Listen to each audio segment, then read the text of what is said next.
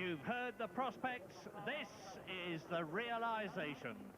For 1 year short of 50, I have been broadcasting Formula One Grand Prix, and I can tell you that I have never, ever known anything like this. You've seen that fabulous piece from Martin. He told you down there that the atmosphere was electric. It's electric everywhere. Spain is not usually all that enthusiastic about Formula One, but my goodness, they're enthusiastic about this. There are thousands of them. The weather is good. I think the skies, in fact, I know the skies are clearing, and I can tell you that the temperature is climbing. That's good news for Bridgestone, it's bad news for Goodyear. The Bridgestone tyres are harder and will last the pace better if it gets really hot, is the general belief. But we will wait and see.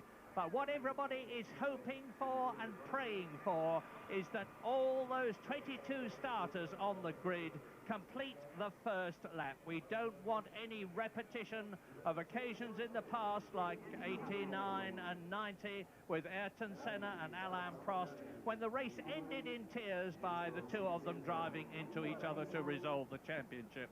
I've talked to Michael Schumacher. I haven't talked to Jacques Villeneuve. He's a very difficult man to get at, but they have both said that that is exactly what they want. They want a fair fight, a clean fight to the end of this 69-lap European Grand Prix at Jerez.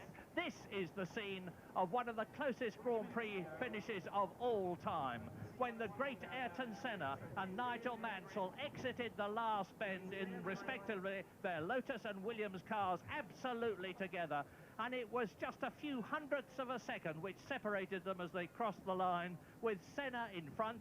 Although Nigel thought he had done it, he hadn't. Well, let us hope that we see something like that again today. You can see that the grid is being cleared. In just the last few minutes, the temperature has risen by nearly 2 degrees. And I'm talking about the track temperature.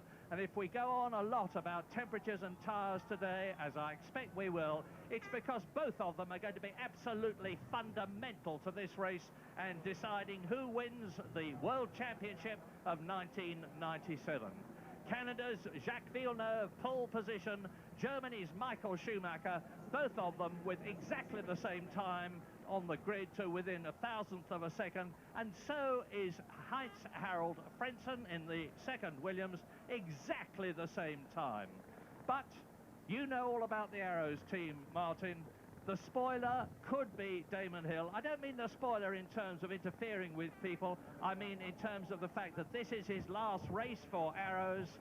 He's a very accomplished driver with those 21 Grand Prix victories, reigning world champion. He will want to win, and he could be on the right rubber. Well, it would be a nice parting shot for Damon. He had a very, very poor warm-up because they had problems with his race car. Didn't handle as he expected. The wind direction around has been affecting the handling of the cars quite a lot. You have 14 corners in a very confined area, and clearly the aerodynamics of the car are important. Plus he then had another electronical glitch on his T car, so I don't think he's sitting on the grid absolutely full of confidence that he's got the right setup. But he had lunch with him an hour or so ago, and he kept looking up at the sky all the time saying, "Sun's out, the sun is out," and he's really looking forward to the track warming up so he can make the best of his tyres. I don't quite know what his strategy is going to be in terms of, he's not going to want to get in there and ruin this World Championship, but boy, he's got a good chance for a bit of payback here. He's got Schumacher, he's got the Williams team in front of him, and he can really score a lot of satisfaction for himself if he can get in amongst them and be the star of the day when everybody is watching the world of Grand Prix racing. Gentlemen, start your engines, they say at Indianapolis. The gentlemen down there have done precisely that. They're on the grid. They have 69 laps to race. They have the formation lap to go around this 2.75-mile circuit. You've seen from Martin Brundle what it looks like. Here they go. The last two away are going to be Mika Salo and Jos Verstappen in the two V8 powered Tyrrells. They climb up the hill to turn one, the right-hander. Yes, all the blue smoke you saw behind the cars was not from the engines, it was from them spinning their wheels. It's very, very easy to take a lazy getaway on the green flag lap and just stall the car. It's too simple, so they put lots and lots of revs on to be sure to light up the rear tyres, an early opportunity to get some temperature in them. So you can see it's a nice wide open circuit. They're approaching the fastest part of the track now, out of turn 4, down the pretty long 185 mile an hour straight into turn 5, the right-hander that they're coming to now. Very barren countryside this, but they sweep left now around turns at 6 and 7, building up to 165 miles an hour during the race, up to the first of the 2 right-handers that follow. It's Angel Nito corner, and it's named after the great Spanish motorcycle 125cc multiple world champion. This is turn 8. Well, Villeneuve once again backing the grid up very, very early. Look, it's a snail's pace as they're through that small right-hander heading towards the Ayrton Senna chicane, and he really wants to keep those cars neat and tight behind him so that he doesn't sit on the grid too long and have any kind of overheating engine, because the engine tends to spit out a little bit of water, and you don't want that at all. You really want to keep the temperatures down as much as possible.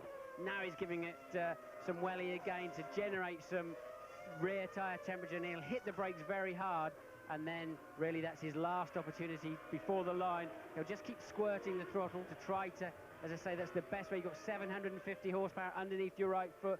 Keep squirting the throttle, and he pulls over early for his grid slot. Surprising, really. I thought he would wait a little bit longer than that to keep his tyres a bit cleaner. Michael Schumacher on the right of the grid. I'm surprised we haven't heard much about why pole is on the left-hand side. You see the rest of the field forming up now. Those McLarens are looking extremely fast again this morning, Murray. As usual, when you see the lights, watch them. The reds will come on, and then they will come on 1, 2, 3, 4, 5. Look at Coulthard, 3 back on the left. He's put his car slightly not square into his slot in the hope of catapulting past Damon Hill. He's expecting a good start already. Villeneuve on the right, Schumacher on the left, front row. Behind Schumacher is Damon Hill. 4, 5, pause. And it's go, go, go, go. Villeneuve gets away and Schumacher gets away. Better, better, better. Michael Schumacher leads, and up alongside Villeneuve comes Heinz-Harald Frentzen. Damon Hill is there too, but Coulthard has come through. Hakkinen is up there. Fantastic start. Let's hope there are no collisions.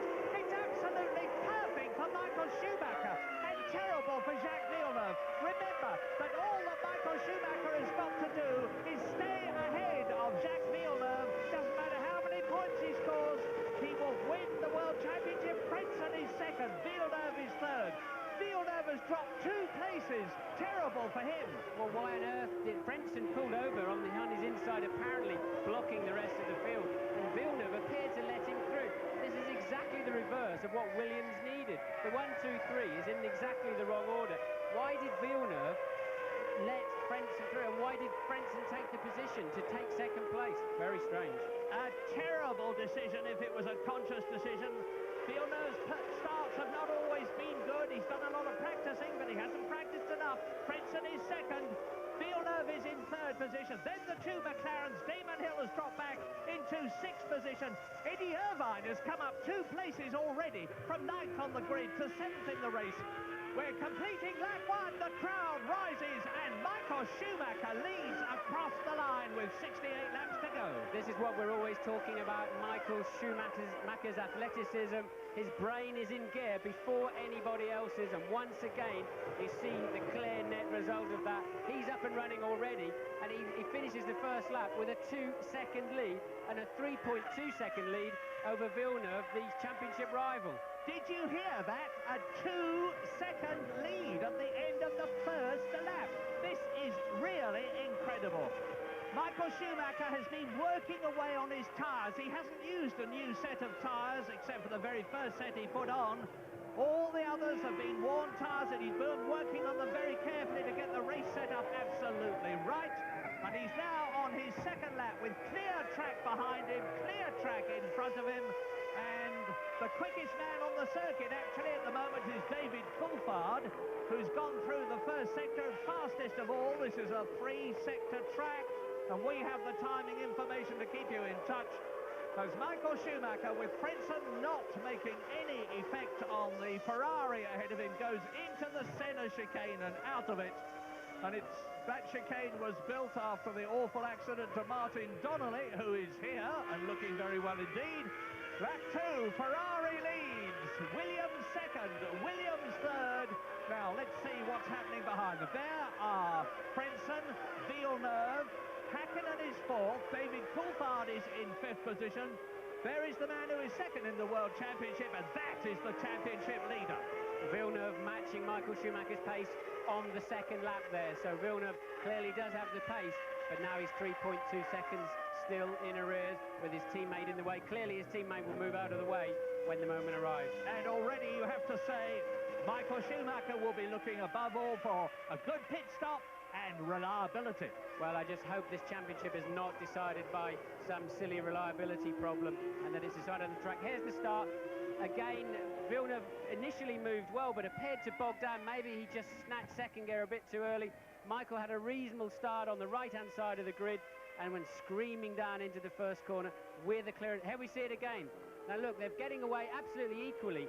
Now watch Villeneuve bog down and Schumacher away. I think Villeneuve pulled for second gear maybe a bit too early. Schuey's looking in his left-hand mirror. Look, now his right-hand mirror. That's the sign of having plenty of capacity to be able to have a good look around you and see what's going on. Now look, this is the thing I was talking about. Why did Frentzen do this and why did Villeneuve let him do it? Now this is strange. This is wrong. What? Surely Frentzen had the rest of the pack behind him. That was Villeneuve's opportunity. He knew Frentzen would break and let him through. That was strange. Now into lap 4 at Jerez, Spain.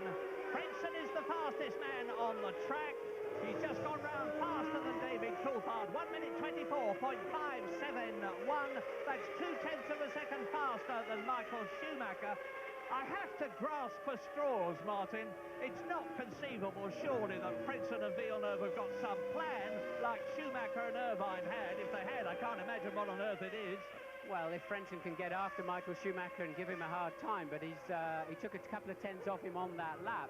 But at the moment, he's nowhere near fast enough to bother Michael Schumacher, and Villeneuve wants to be sure that Hakkinen and Coulthard don't cruise up behind him. But here's the start again. I think Villeneuve was trying to do what he did in Japan, get away well and blast across the front. Yes, he did, and in turning the car, he lit up the rear wheels, and he obviously just had to get out of the throttle a little bit. And now we see that strange, now it's out of camera shot, Schumacher well clear, and the two Williams squabbling over the corner. Well, there we are. We're with the man, the double world champion, Michael Schumacher, in the Ferrari, coming up to complete his fourth lap. Turns into the hairpin, second gear, 55 miles an hour, straight track in front of him, which climbs up to turn 1. Under the bridge, the gap was 2.1 seconds between himself and Heinz-Harald Frentzen, and it's now 2.14. So Michael Schumacher is easing gently away from both the Williams. Yeah, but he's not pushing that car too hard. He's well within himself. He's not making any mistakes. The car's not snaking around. We can see all through the weekend so far, Michael Schumacher's been struggling with the back end of this car on used tyres, and he's very clearly looking after them, and he's been very, very easy with the throttle. You can hear it clearly. James Allen told us before the race starts that he put more wing on the back of this car to protect his rear tyres, more downforce to really look after those, and he's just squeezing that throttle as he comes out of the hairpins as if there was an egg underneath the pedal. Martin, I remember many times in the past, Jacques Villeneuve has taken it quite carefully at the beginning of the race to get the heat into his tyres, and he's now definitely starting to close on Heinz-Harald Frentzen. The gap between the two of them is just over 1 second. It was more than that. Villeneuve is now the fastest man on the track. It was Coulthard, it was Frentzen, it's now Villeneuve. The race order on lap 5 out of 69 is Schumacher, Frentzen, Villeneuve, Hakkinen is 4th, Coulthard is 5th, Damon Hill is in 6th position ahead of Eddie Irvine, who's come up 2 places. Jan Magnussen in the Stewart is a magnificent 8th, ahead of Gerhard Berger 9th, and Rubens Barrichello 10th. Yes, I can't see the racetrack every time the leaders come past because the whole grandstand stands up. They're all wearing red hats and red T-shirts to see Michael Schumacher come past. But as you rightly say, there's still 64 laps to go, Murray.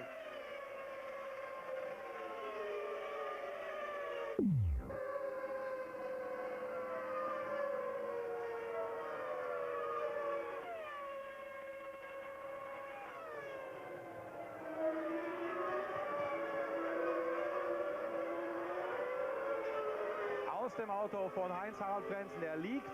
Wir sind in der 6. von 69 Runden auf Platz 2, hat knappe 2 Sekunden Rückstand auf den Führenden, auf Michael Schumacher. Sein großer Rivale Jacques Villeneuve ist auf Rang 3.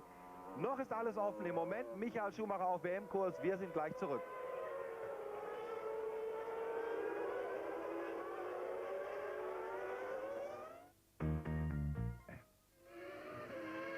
No change at Jerez, the end of lap 7, which is 1/10 distance. Michael Schumacher leads Heinz-Harald Frentzen by a whisker under 2 seconds. But Jacques Villeneuve is starting to inch up on his teammate Heinz-Harald Frentzen. Remember, all Michael Schumacher has to do to win his 3rd World Championship in 4 years is to stay ahead of Jacques Villeneuve. But we've still got a long way to go. We've got pit stops. We're expecting everybody to stop twice for new tyres. And that could make all the difference. We've seen pit stops in the past make changes which affect the race. And just look at how now Villeneuve is closing up on Frentzen. What's your guess about team orders? Is he going to move over? Well, it should be very straightforward, really. I mean, the problem is Frentzen, even this close, Frentzen's car is already upsetting the aerodynamics of Villeneuve's car, slowing him down. And on that lap, Michael Schumacher was the fastest. There we go, there we go. Michael Schumacher was the fastest, and clearly Frentzen's had a call from the pits, let him through, because already he was in the slipstream and it's going to be hurting him, and more importantly, Murray, hurting his rear tyres. You slide around much more behind another car, which is why I was so amazed that Villeneuve ended up behind Frentzen in the first place. No problem in the Constructors' Championship. Williams have already won it, a record 9th time. Villeneuve getting very out of shape there on the apex of the last corner. Now he's obviously going to have a big push to close the 4 second gap. It is 4.3 second gap to Michael Schumacher in their synchronized swimming on that lap. They lost 9/10 of a second to Michael, so clearly it wasn't a seamless transition as Villeneuve went through into second place. Not only that, but Michael Schumacher there has got the message. He has speeded up, fastest lap of the race, faster than Villeneuve, faster than Frentzen. Race order, lap 9 out of 69. Michael Schumacher leads Villeneuve by 4.3 seconds. 4.3 seconds. Frentzen 3rd, Hakkinen 4th, Coulthard 5th. Hell is 6th, Irvine is 7th, Magnussen is 8th, Berger is 9th, and Barrichello is 10th. Watching on the track, I think Villeneuve's car is faster than Michael Schumacher's car in a head-to-head. I mean, I really have to say, I think if Schumacher was in the Williams, you would give him this race automatically. And we'll see now whether Villeneuve's got his head together, because he should now be able to close up on Michael Schumacher at a couple of tenths per lap. Now he's got some clear air, and now the race has settled down into a pattern. He knows where the grip is on the track. He knows how the car is handling this afternoon, what effect the wind directions had, and now he can set about attacking. And I expect to see him in this lap or the next lap beginning to close the gap on Michael. He's got to. 4.3 seconds the gap. We've never seen a head-to-head, wheel-to-wheel battle between these two superstars. The double world champion and the man who would be. There is Villeneuve, 2nd. New lap record for Villeneuve on that lap, a 1:24.2. Fastest lap of the race so far. So, and that's old information you're now seeing. Villeneuve has already surpassed that with a slightly faster time. So Villeneuve on the attack, Michael Schumacher responding anyway. Yeah, people say that Villeneuve is the man under pressure. They're both under pressure. Villeneuve is not new to winning championships. He won the Indy 500. He won the Indy Championship. And so he's used to pressure. He's a grizzled veteran, just like Michael Schumacher is there on lap 10. And Villeneuve has reduced the lead from 4.3 seconds to 4.2 seconds. He'll have to do better than that. Now, if we're right, as you watch this replay with Villeneuve lighting up the right front, if we're right about pit stops, they'll be coming in round about laps 23 and 46. 23 for the first stop. This is now lap 10. Well, clearly the McLaren mechanics are not expecting to stop anytime soon. They look extremely relaxed, and they've done some superbly fast pit stops so far this year. We're on board with Villeneuve, looking over his right shoulder into Ducados, the last corner, go over the curb on the inside, and then it's very easy to run up onto the grass on the exit, and down, then they're going to diagonal the straight towards the end, the shortest route, and bury the car into the foot of the hill, down to second gear, again across those very smooth new curves, and again, he took 0.2 of a second out of Michael Schumacher on that lap. Still just over 4 seconds behind turn 3. Now, let's see if he lifts the throttle. No chance. His car's working well, working very, very well so far through there. This is a tough corner, the fastest corner on the circuit. Falls away on the exit, look for the curve on the left and get on the throttle. He can frustratingly see Schumacher down the road, but as I've said before, it's easier to chase than to lead. And you'll notice that there's no hand off the wheel to change gears. Jacques Villeneuve is changing gears by flicking his fingers at 2 paddles which are underneath the steering wheel, the flat-topped steering wheel, and all the work is done for him. He doesn't use the clutch. There are hydraulic mechanisms which move the gears and blip the engine. As you catch another car now, you'll see Michael Schumacher ahead of us. You always appear to home in on the guy. When you go into a slow corner, you think, yes, I'm catching him. But, of course, he's on the throttle now, and you're still negotiating that 50-mile-an-hour bend. Oh, a bit of a handful over the bumps there for Villeneuve. And then, again, you can see Schumacher's extended back out again. Let's see what this lap brings as they head into the pit straight. Up to the grass, no further, otherwise you'll lose time. And drive for the line. It's a 24.5 for Schumacher and a 24.5 for Villeneuve. It's been so close, hasn't it? All year, all weekend, all race today. And look at this. This is Hakkinen in the McLaren with David Coulthard behind him. And the two McLarens are right up now with Heinz-Harald Frentzen, who is dropping back. Now, Hakkinen was in terrific form during qualifying, and this morning he was fastest. His teammate David Coulthard was 4th fastest, and they're going to be pushing. They are pushing Heinz-Harald Frentzen in the Williams very hard indeed for that 3rd position. So Coulthard is 5th, Damon Hill is still in 6th position, and Damon Hill is catching Coulthard, who is right behind Hakkinen, and I therefore think that Heinz-Harald Frentzen is holding them all up. He's causing a traffic jam. Well, he's playing the rear gunner a little bit with the McLarens. We do know they're fast. We do know they're working very, very well with 80 kilos or so of fuel on board. Really, the rear gunner action should have been against Michael Schumacher, but at least if he can keep these 2 McLarens off of the gearbox of Jacques Villeneuve, he'll be helping him out quite a lot, so Villeneuve can concentrate solely on Michael Schumacher and build a gap so that after the pit stops, they're not going to end up mixing it with the McLarens. Frentzen can do a very, very important job here, as you rightly point out, Murray. So out of the centre chicane into the 13th and last corner of the track. Look back and you see Damon Hill is the 4th of these cars. He's just out of shot at the moment.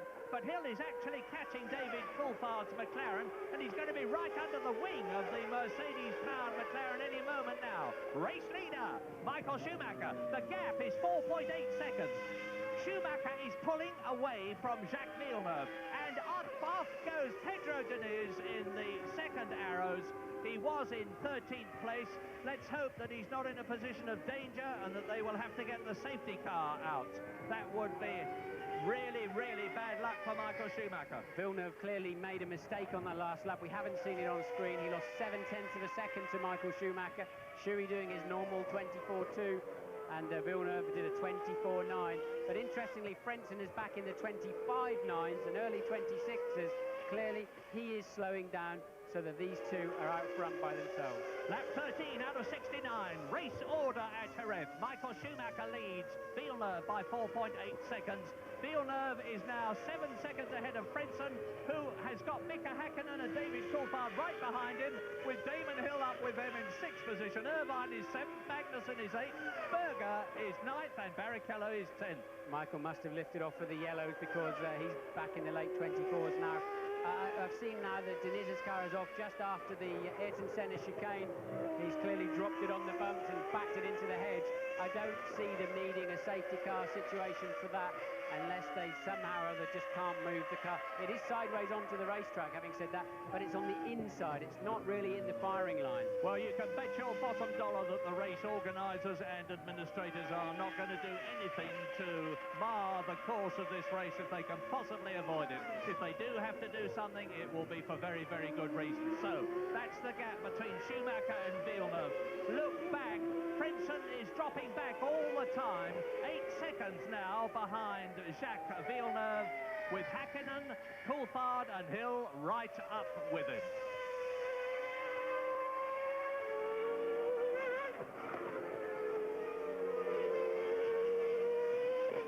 Seine Domäne, wo er immer ganz stark ist der mittlere Sektor, inklusive der langen Geraden, obwohl die Topspeeds der Ferrari ja gar nicht so toll sind, aber da geht es für ihn eigentlich immer relativ gut.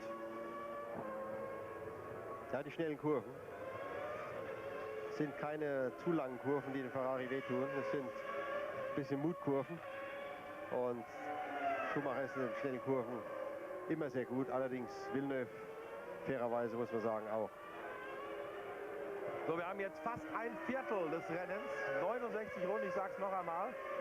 14 davon sind vorbei und der Vorsprung ist jetzt wieder ein bisschen kleiner geworden. Also im letzten Durchgang hat Villeneuve 3 Zehntel aufgeholt. Wir gehen ja von 2 Stops aus. Wenn man sich jetzt ganz einfach die 69 durch 3 teilt, dann käme man auf 3 mal 23 Runden. Aber wir müssen schon so in der 17, 18 Runde vielleicht mit den ersten Boxenstops rechnen. Ja, abhängig vom Verkehr, wie man aufläuft auf überrundete Fahrzeuge und wie der ganze Rennverlauf sich entwickelt. Davon abhängig werden dann die Teams ihre Leute reinholen. Gutes Beispiel, in Suzuka kamen die beiden McLaren Mercedes extrem früh rein, weil sie gemerkt haben, wir hängen im Verkehr fest, wir können eh nicht überholen. Da hat man gehofft, etwas eher zu tanken und dann halt davon zu profitieren, dass die anderen zu einem ungünstigen Zeitpunkt reinkommen, dass man dann wieder was aufholen kann. Aber Pustekuchen, Hakkinen kam genau in den gleichen Verkehr wieder rein hinterher. Ja, es kann sein, dass sie diesmal anders spielen, dass sie länger draußen bleiben. Deswegen am Anfang die verhältnismäßig moderaten Geschwindigkeiten.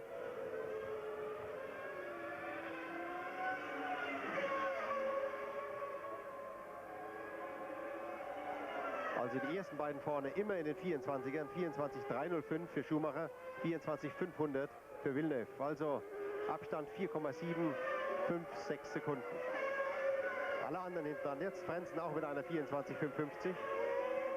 Aber alle anderen in 25ern.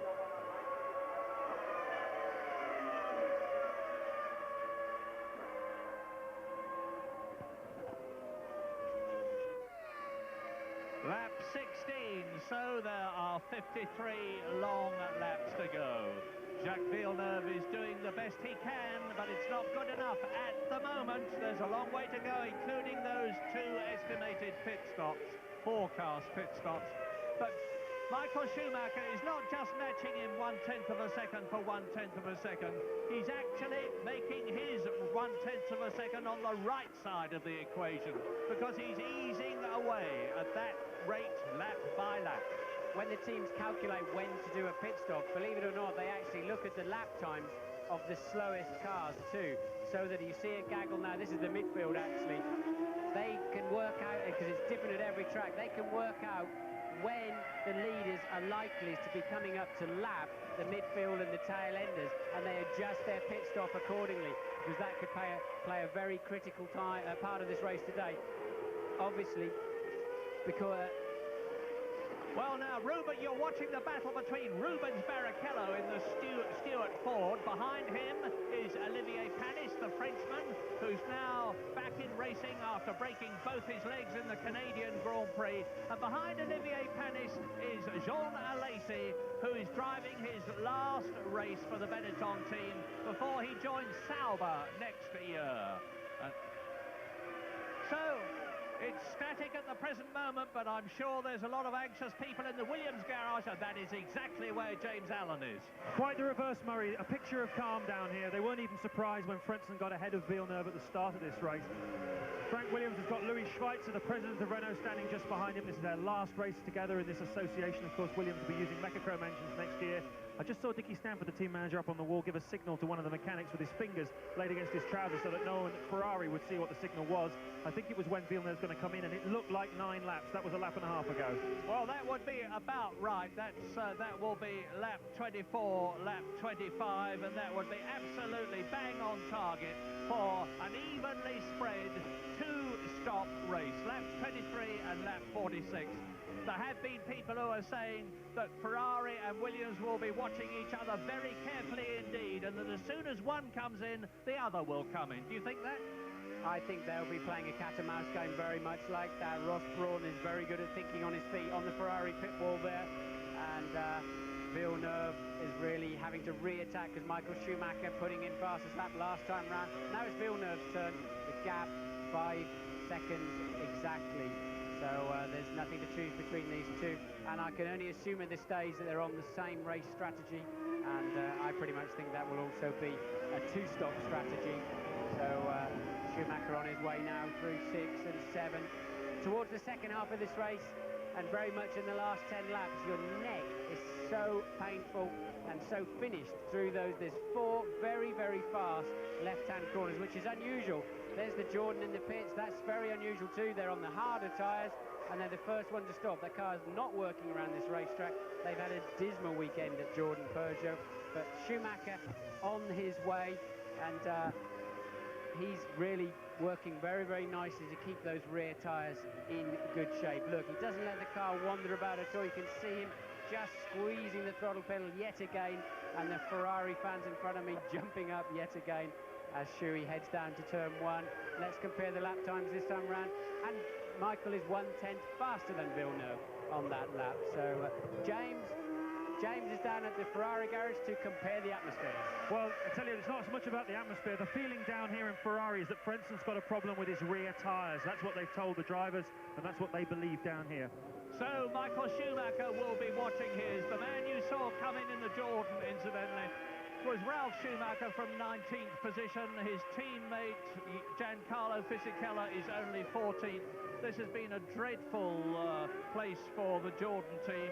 They qualified 16th and 17th, their worst qualifying of the year, and Fisichella is only in 14th place, and Ralf Schumacher will be running practically last now after that pit stop. Well, remember in the middle of the season when Michael Schumacher won, I think it was Belgium, and Fisichella followed him up the steps, and we said this is the heir apparent. Fisichella's had 2 or 3 dismal performances now. Suzuka, he never got into that track. It's a real driver circuit there, and I thought it would suit him very well, but for some reason Fisichella in particular and Jordan in general have just faded away towards the end of the season. Well, Ferrari had a trough in the Austrian and Luxembourg Grand Prix, 2 of the ones that badly affected their World Championship situation. They had car problems, they just didn't suit things, and it looked as though Williams had got the ascendancy back again. Well, it certainly doesn't look like that now. It's been a magnificent recovery by Ferrari. At Suzuka in Japan 2 weeks ago, when Michael Schumacher and Eddie Irvine drove that brilliant tactical race. There have been a lot of criticisms of them for not driving as individuals, including from Jacques Villeneuve, but it's a team sport, and Eddie Irvine magnificently supported Michael Schumacher. One of the things that helped the Ferrari was a dramatic new wing, which greatly... Oh! Villeneuve well out of shape there on the way into the hairpin. That's going to cost him more time again. Lost the back of the car as he downshifted. You're braking hard. The weight transfer goes a long way forward. You lose rear aero, and then you have to start your downshift program, and finally the tyres say, no way. When then they lock the engine, basically. Haven't got enough grip to keep turning the engine, and the rear brakes almost stall the engine, and we saw Villeneuve really having to fight the back end of the car into the hairpin. Be interesting to see how much time he lost over that. All we can see is Michael Schumacher now leading by 5.6 seconds, having increased his lead. Villeneuve in second position. At the end of the race, so very often we've heard drivers saying, I had this problem, I had that problem, when you can't tell from outside. Can you hypothesize what sort of a problem, if any, Villeneuve might have? Sometimes they come in and say, my first set of tyres was no good. Well, it is surprising how the tyres do change. I mean, the tyre manufacturers don't like to hear it, they don't believe you, and they say, well, you know, we make them the same, we x-ray them, we test them, they're the same batch. But when you're pushing a car to the absolute limit, as Michael Schumacher is there, you are part of that car, you feel everything. And you just notice if they have a little bit more grip at the front or the back, and you come in and you say, yeah, that set of tyres was good. But more often than not, it's the tyre pressure. It's a very inexact science to get the tyre pressures absolutely right, because the track temperature varies and the pressure in the tyre varies, and over half the total suspension travel of the car is in the tyre itself. They run about 22 psi in the front, 18 psi in the rear, and change that by 1 psi, Marin, it's like changing the front springs by 10 or 20%. It's very critical, and that, I think, is what the drivers are mostly meaning when they say one set of tyres was better than the other. But this set is working well for Michael Schumacher. Well, out goes Olivier Panis after his stop. Now, I do hope that the Spanish producer is not just going to stay with Michael Schumacher and Jacques Villeneuve for the whole race. There are 20 other drivers and cars in this event.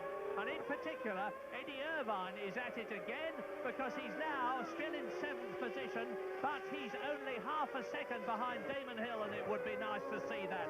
And I've just heard that Michael Schumacher is about to make his first stop. Because he's got traffic in front of him, look. He has traffic. Let's wait and see in view. Yes, he's catching a back marker. He doesn't want to lose even the second that's going to cost him going round, who I believe is Marquez. I think it's Marquez. Yes, there we are. And it's going to cost Michael a second if Marquez is even half awake.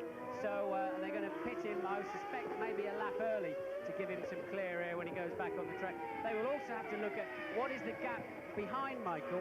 Will that put him into a gaggle of cars where he has to fight and lose even more time? I'm assuming, he's something like 16 or 17 seconds ahead of those two McLarens. It's an early stop, and Williams are responding. And right up with Tarso Marquez, I hope he's watching his rear mirrors, comes Michael Schumacher. Now's the time for him to come in. The gap between himself and Jacques Villeneuve on lap 22. It's going to be an earlier stop than we expected. No, Marquez tried to let him through. Here he comes, James Allen. The Ferrari mechanics standing by, atmosphere of calm down here. They're going to put 57 kilos of fuel in, which is enough for a two-stop strategy. This Ferrari car engine, burns about 2.5 kilos of fuel per lap. Michael Schumacher in, they go to work. Well, you can see it for yourself, boys. Meanwhile, the Williams mechanics ready. I can't see who they're waiting for, but we'll soon find out. And out goes Michael Schumacher. Jacques Villeneuve has gone into the lead. Now let's see who is behind Michael Schumacher as he joins the race. Perfect. And it's David Coulthard who is in 5th position. So Michael Schumacher has rejoined in 4th place.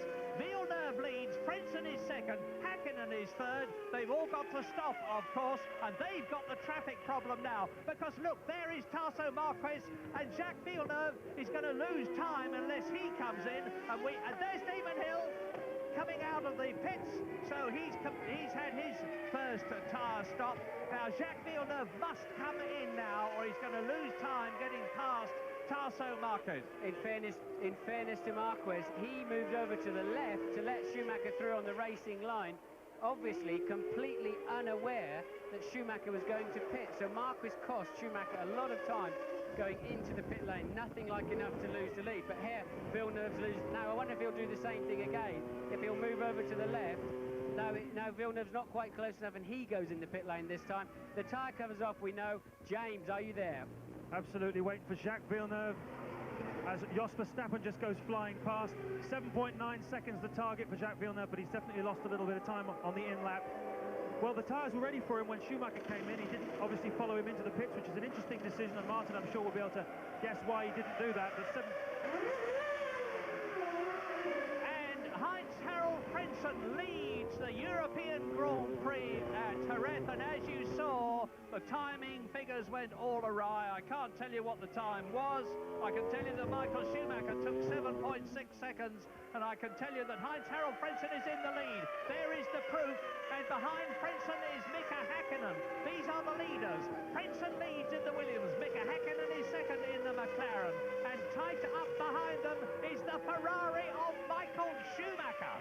So Schumacher is benefiting from that pit stop. Behind Schumacher is David Coulthard. There is the McLaren Mercedes. Behind Coulthard is Villeneuve. And in 6th position in the 2nd Ferrari is Eddie Irvine. Now, these are the two that had the confrontation in the pit lane after Eddie Irvine blocked Jacques Villeneuve on a quick lap in practice yesterday. So Eddie Irvine has told Jacques Villeneuve he's going to make his life as hard as he possibly can to help his teammate, Michael Schumacher. We understand that Villeneuve's pit stop was slightly faster than Michael Schumacher's, not enough to leapfrog ahead of him on the racetrack, but finally the McLarens are now having their say in the race. You can see Michael Schumacher behind Mika Hakkinen. I'd like to know how much fuel are on board those McLarens. They've been so fast in the warm-up, in race trim. They haven't shown that kind of speed in the race so far, and you wonder really if they're going to a very long first stint or even a one-stopper. But here's Eddie Irvine in for his pit stop. From 7th Good place. practice for the Ferrari mechanics. The refueling rig comes off. That's a great stop. 7.1 seconds. I think that's the fastest we've had. Irvine came in from 7th position behind Gerhard Berger. And there's Damon Hill. Damon Hill trying to go through on the inside and take Eddie Irvine's 7th place away from him. Well, so there is Frentzen, and that is Michael Schumacher in 3rd position. Between them is Mika Hakkinen, and behind Michael Schumacher is David Coulthard. 1st, 2nd, 3rd and 4th all together on lap 25 out of 69. So we're rather more than 1/3 of the way through this vital European Grand Prix, which is going to decide the World Championship of 1997. And at the moment, it's not looking good for Jacques Villeneuve. But with those 45 laps still to go, anything can happen. Now this is bad news for Michael because it's costing him something like 1.5 seconds per lap. Frentzen is now really playing his part because he's in the mid-26s.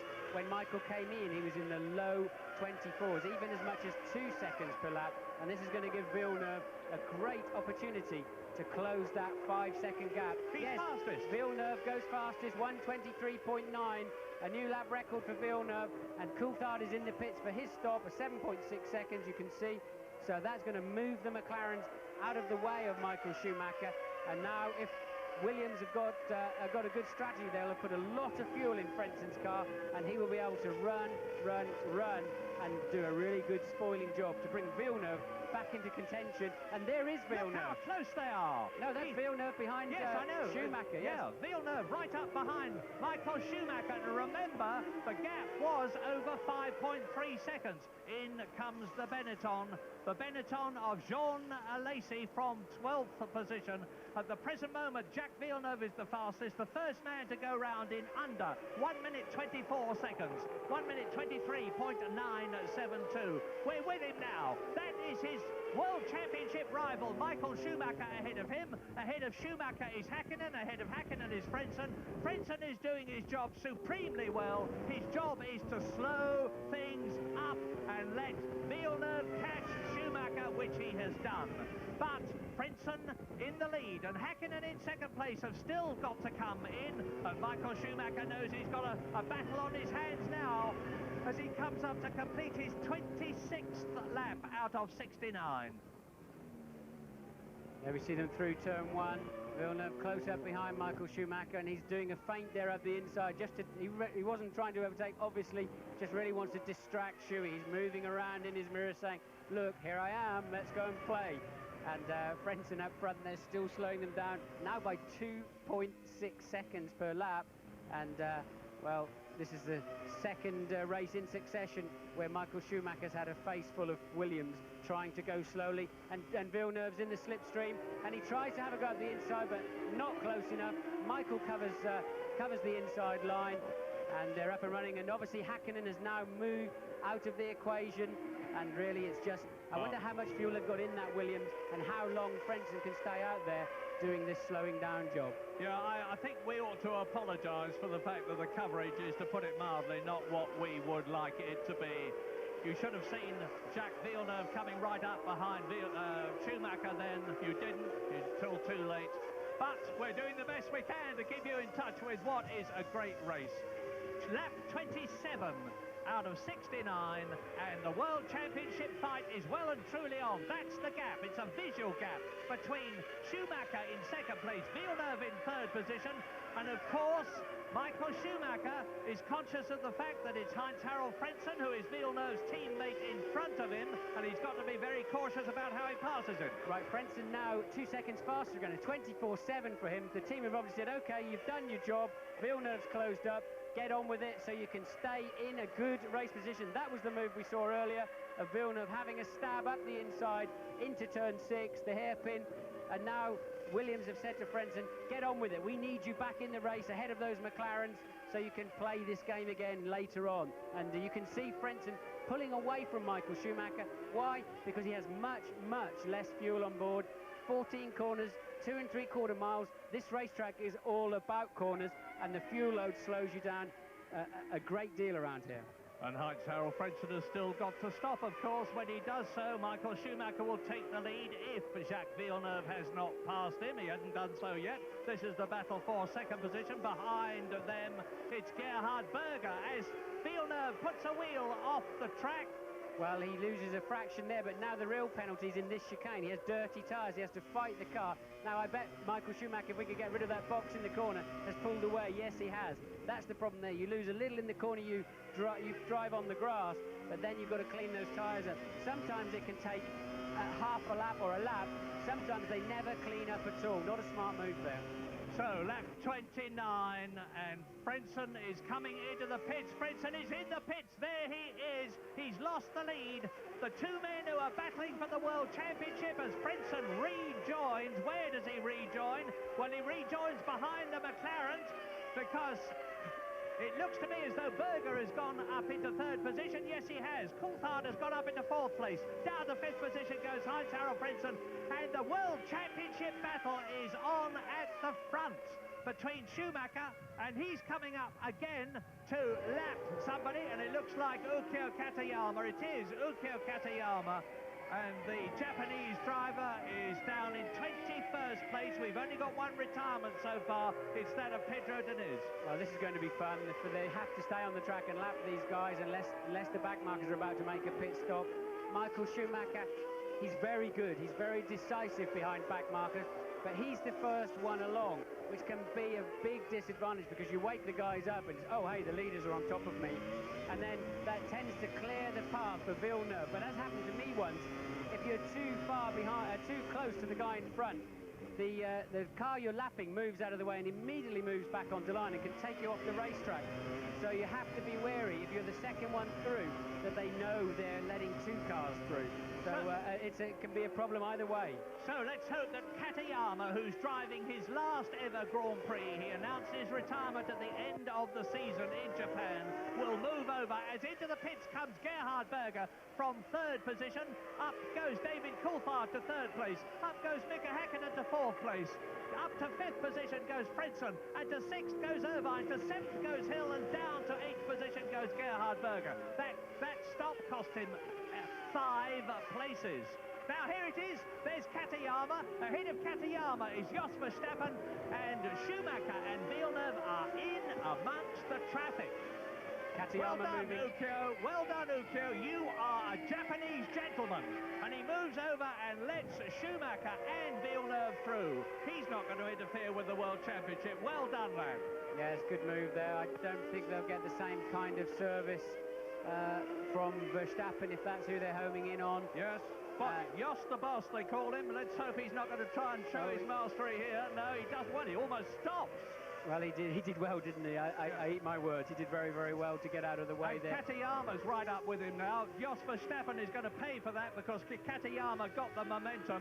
They are battling well down the field, of course, Verstappen and Katayama for 20th position, but that's just as important to them, their battle, as this one is to Michael Schumacher and Jacques Villeneuve as they come up now to Norberto Fontana, who is the Argentinian driver, and he's between. Now, this is going to help Schumacher because Fontana has let Schumacher through, and he's balking, inadvertently, I hope, Jacques Villeneuve. Well, that's always the problem that I mentioned. You let one through, and that's it. They pull back onto line, and they almost have to reset the computer before they're ready to let the next one through. And look how much time that's cost Villeneuve. As Fontana moves out of the way, Villeneuve moves behind him in order to get the slipstream, and now he brakes on the clean side of the track and goes through. That's cost him dearly. Meanwhile, Frentzen sets a new fastest lap back there in fifth place. Now he's got the new tyres of a 1:23.1. Case of champagne from Ferrari to Sauber for Norberto Fontana because the Argentinian newcomer up from Formula 3 really, really helped Michael Schumacher on his way there. What engine have they got in that Sauber, Murray? Isn't it a Ferrari? Yeah, well, it is, yes. Well, Martin, you are a cynical chap. Lap 31, coming up to half distance.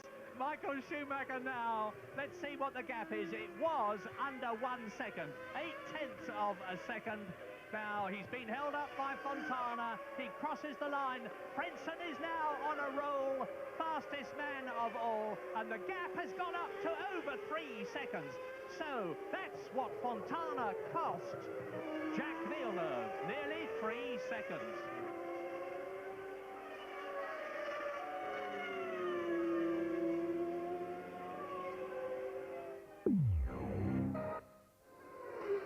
Lap 33, Michael Schumacher in the lead, is coming up to lap Tarso Marquez in the Minardi, who is in 17th position. Jack Villeneuve is just under 3 seconds behind Michael Schumacher and gaining on the Ferrari, having been over 3.2 seconds behind him when he was held up by Norberto Fontana's Sauber.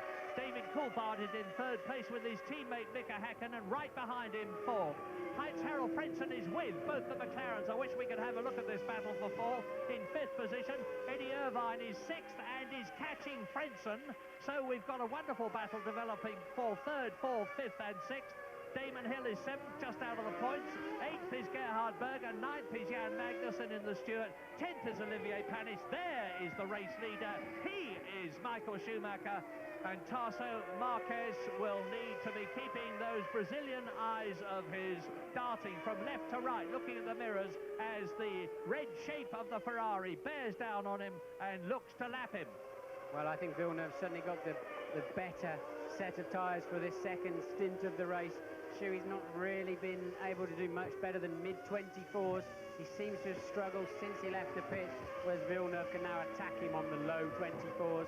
Meanwhile, David Coulthard, clearly the winner in the pit stop frenzy behind, coming out ahead of Mika Hakkinen and taking currently 3rd place. Hakkinen and Frentzen breathing down his neck. We're on board with the Villeneuve.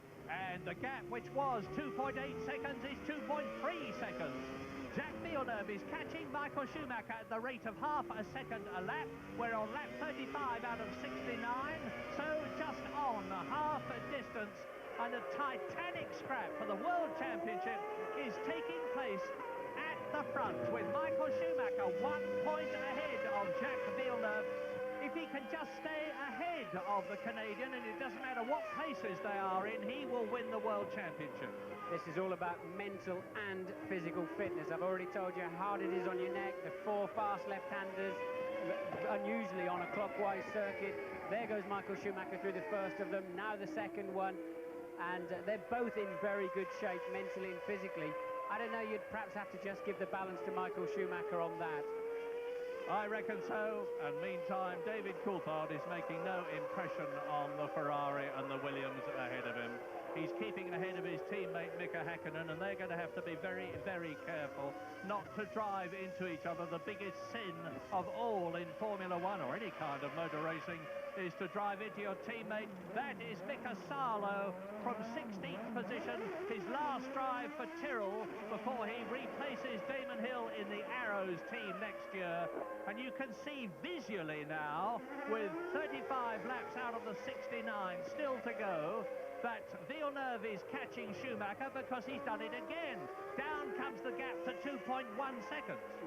Michael, I think, smoked his right front tyre again going into turn 2. Louise has news from Ferrari. Yeah, just a little scene down in the Ferrari garage a moment ago. Michael Schumacher's telemetry engineer just rushed out from the back of the garage up to a TV crew out on the pit wall. Obviously, their radio camera is affecting the waves for his telemetry. They don't want to get anything to get in their way today. I bet they don't, and they won't be very popular by the way they've gone.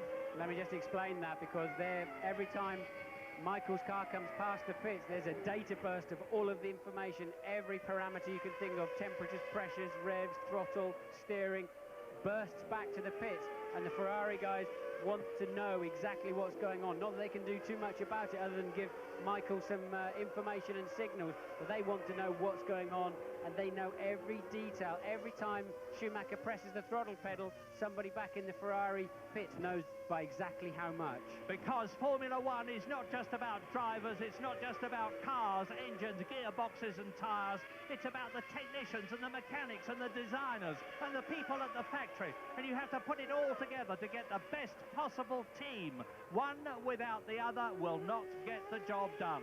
The tension is incredible. We're just over halfway through the race, and here we have the two protagonists Head-to-head, it's fantastic. You couldn't have written a better script, Murray. You could not. The gap has come down to under 2 seconds.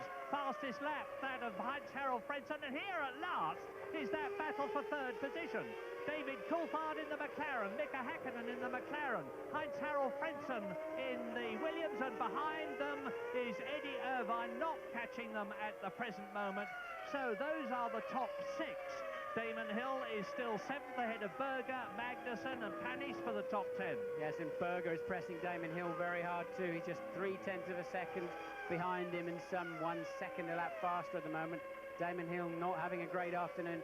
Clearly, he didn't get the balance of his car sorted out after the warm-up, because he could have and should have been a contender somewhere at the front of this race, given the pace that he's had. Well, there's a battle for third position in the Constructors' Championship between Benetton and McLaren. And the McLarens are building points at the present moment, because they're on 7 points for third and fourth places, but that would not be nearly enough to move Benetton out of that third position, which I think is virtually impregnable. But Michael Schumacher's lead most certainly is not, because down to 1.5 seconds comes the gap.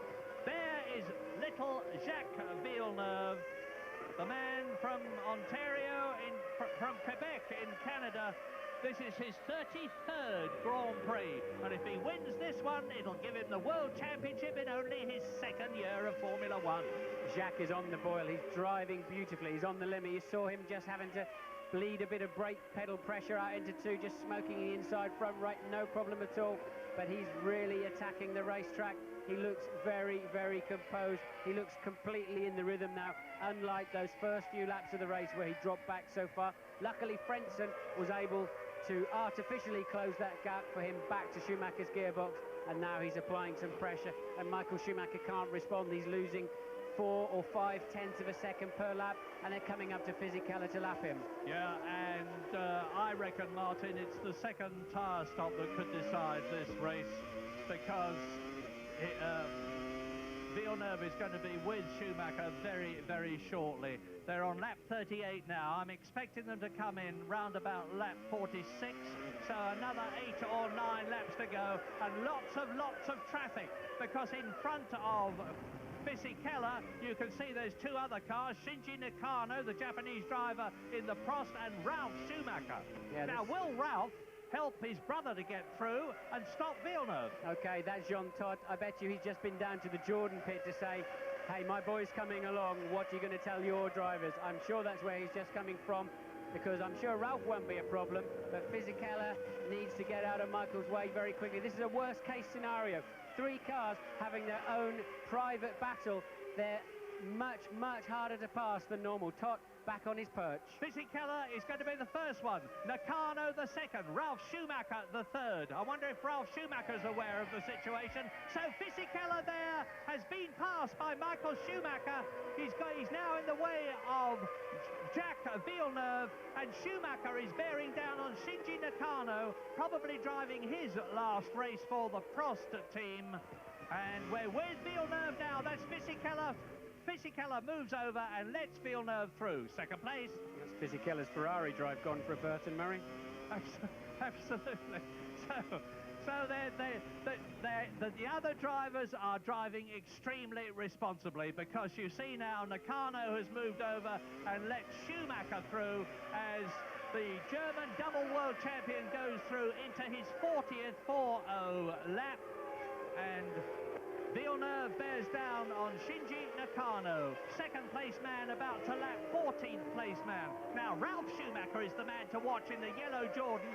He will see. Now let's hope for Michael's sake that Ralf Schumacher doesn't do anything daft like as happened at the start earlier on in another race. In Germany, it was for the European That's right. He drove into his brother at the Luxembourg Grand Prix at the Nürburgring. Now, Ralf Schumacher will be aware of the fact that it's his brother Michael bearing down on him, and if he doesn't move out of the way like a dose of salts, he will be in real trouble. But is he going to do the same thing for Jacques Villeneuve? We're with Villeneuve now, replay. Villeneuve going underneath at turn 6, underneath Nakano for a nice clean pass. Sorry, that was turn 2 for a nice clean pass. So they're still running line astern, and Ralf hasn't exactly evaporated yet. Well, now we'll watch. It's pretty... now, so Michael's through. Now, what's Ralph going to do? Is he going to play the white man, or is he going to make things difficult for Villeneuve? Well, Ralph looks to have a few problems of his own at the moment with fluid coming out of the back of the car. Ralph's struggling for some reason, but he's immediately let Villeneuve through. And I think Michael would be pleased about that. He wouldn't, if he wins this World Championship, he doesn't want everybody saying, yeah, because of your brother. But Ralph's got his own brand of problems. Puff of smoke coming from the engine of Ralf Schumacher's Jordan. The Peugeot engine. It's Jordan's last race with the Peugeot engine. There's smoke or tyre smoke. That's Michael locking his right front again. I hopefully we'll see a replay of Michael going into two and turn two, locking his right front. No harm done as long as you keep just releasing that pedal, cadence braking, so you don't create a flat spot on the tyre. But Michael's right front tyre does not look happy. Looks particularly unhappy, but through the traffic, Schumacher's made a couple of tenths. 1.7 seconds is the lead. What a cliffhanger. What a fabulous race for the World Championship at the front. Long time since we've seen anything as exciting as this. Remember Michael Schumacher and Damon Hill, last race of the year at Adelaide in Australia. They had that coming together, and that's a replay looking from Villeneuve's car of Michael Schumacher locking up his tyre. Yes, so I think Michael will be very pleased to get rid of this set of tyres. Remember, his car's been hard on tyres. He had a lovely clear run in the first stint. After the first pit stop, he came out in amongst the McLarens, and in the dirty air behind the cars, your car slides around, and if it damages the tyre, you get graining on the top. You can't recover those tyres. They seem to slide around more and more, and I bet he's looking forward to lap 45 or lap 46, so he can get rid of them and get a fresh set on, hopefully into clear air, so he can look after them as he was in the early stages of the race. Me too, and he's on lap 42 at the moment, so he's got another, if we're right, 3 or 4 laps to go, but he's pulling away from Villeneuve. The gap's gone up from 1.7 to 2.2 seconds. It's still Coulthard third, 19 seconds behind Schumacher. Hakkinen is 4th, Frentzen is 5th, Irvine is 6th, Berger is 7th, Hill is 8th, Magnussen is 9th, and Olivier Panis is in 10th place.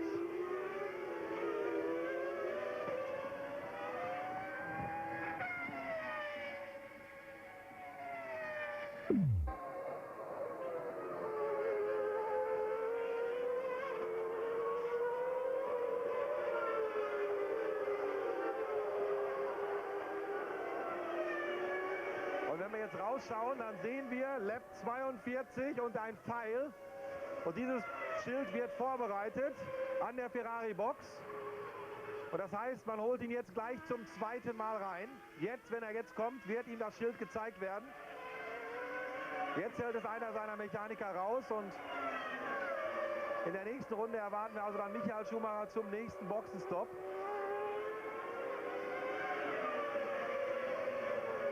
Und Frentzen 20 Sekunden hinter Schumacher, das ist ein bisschen knapp. Das heißt, er käme dann wieder vor ihn. Ja, das könnte sich gerade so ausgehen. Es wird also ganz wichtig sein, kommt Schumacher vor Heinz-Harald Frentzen wieder raus oder vielleicht doch dahinter.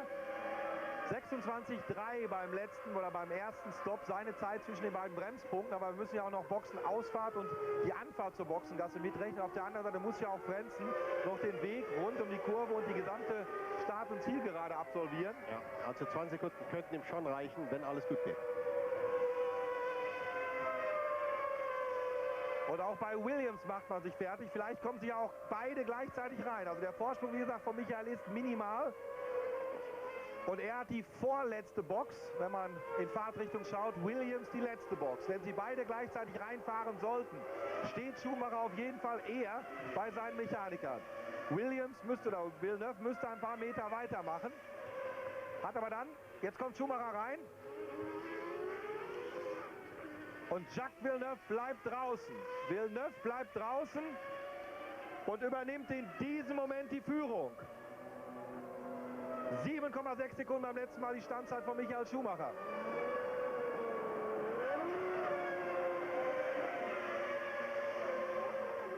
Jetzt hat es länger gedauert, 9,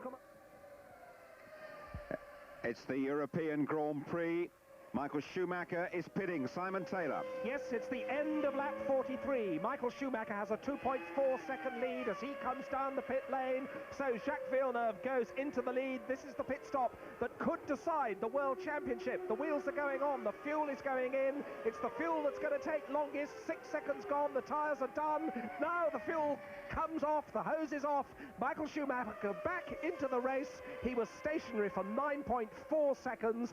Villeneuve now back into the lead, but look, he's come out in front of the McLarens. He's held that second place.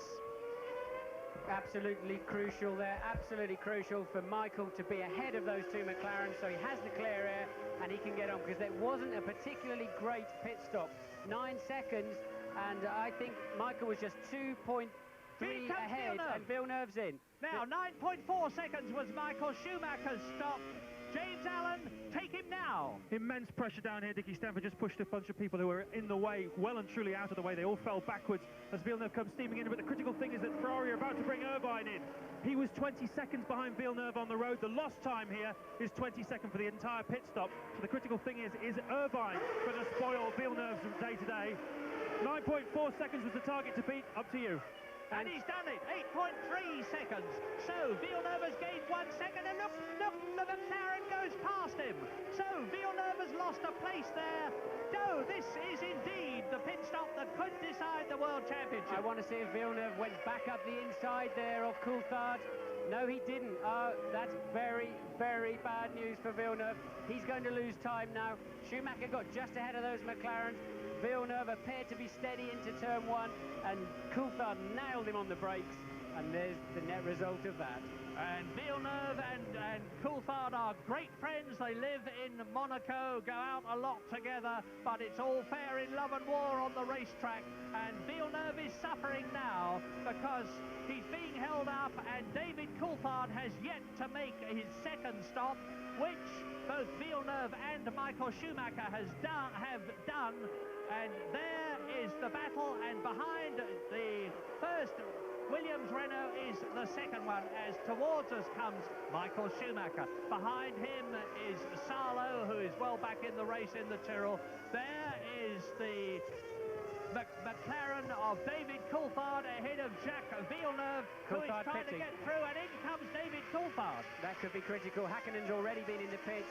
That's going to help Villeneuve a lot. He only had to follow for 1 lap with his fresh tyres, so no particular damage done there. Coulthard makes his way down the pit lane at 80 kilometres per hour. Just 50 miles an hour is the limit because it's such a small, narrow pit lane.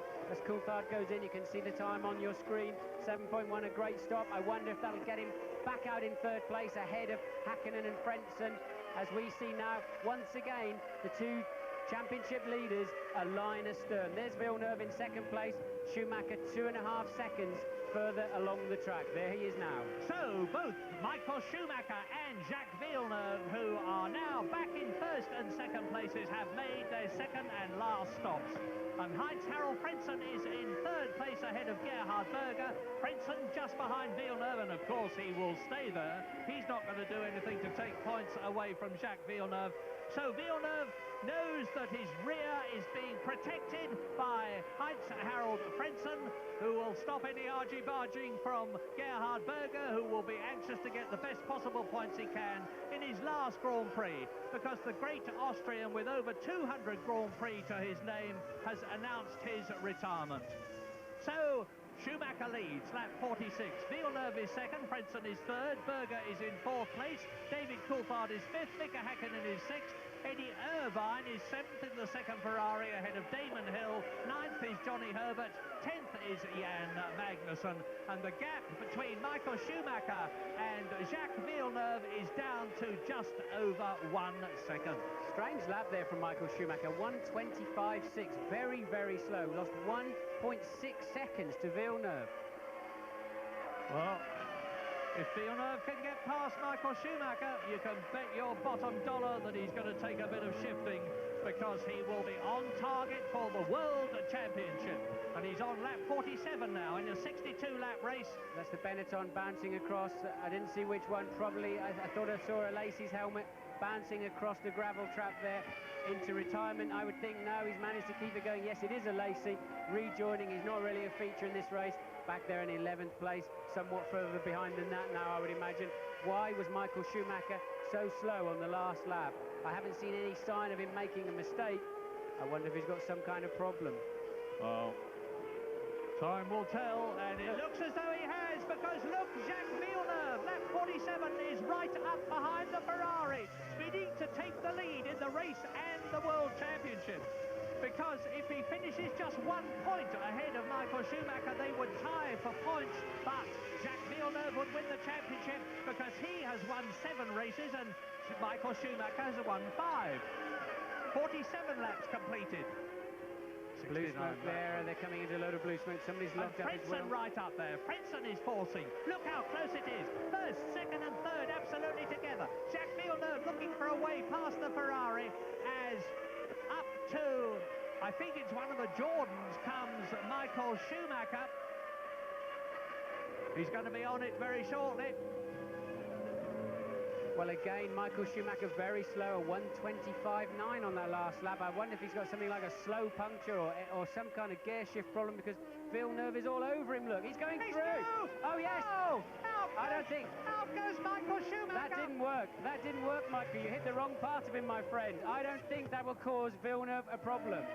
Michael Schumacher out. Now, this is a replay of the World Championship in 1994, when Schumacher and Hill had a coming together, and if Villeneuve can just keep going in the points, he's won the World Championship of 1997, because out of the race goes Michael Schumacher. He retires on lap 48.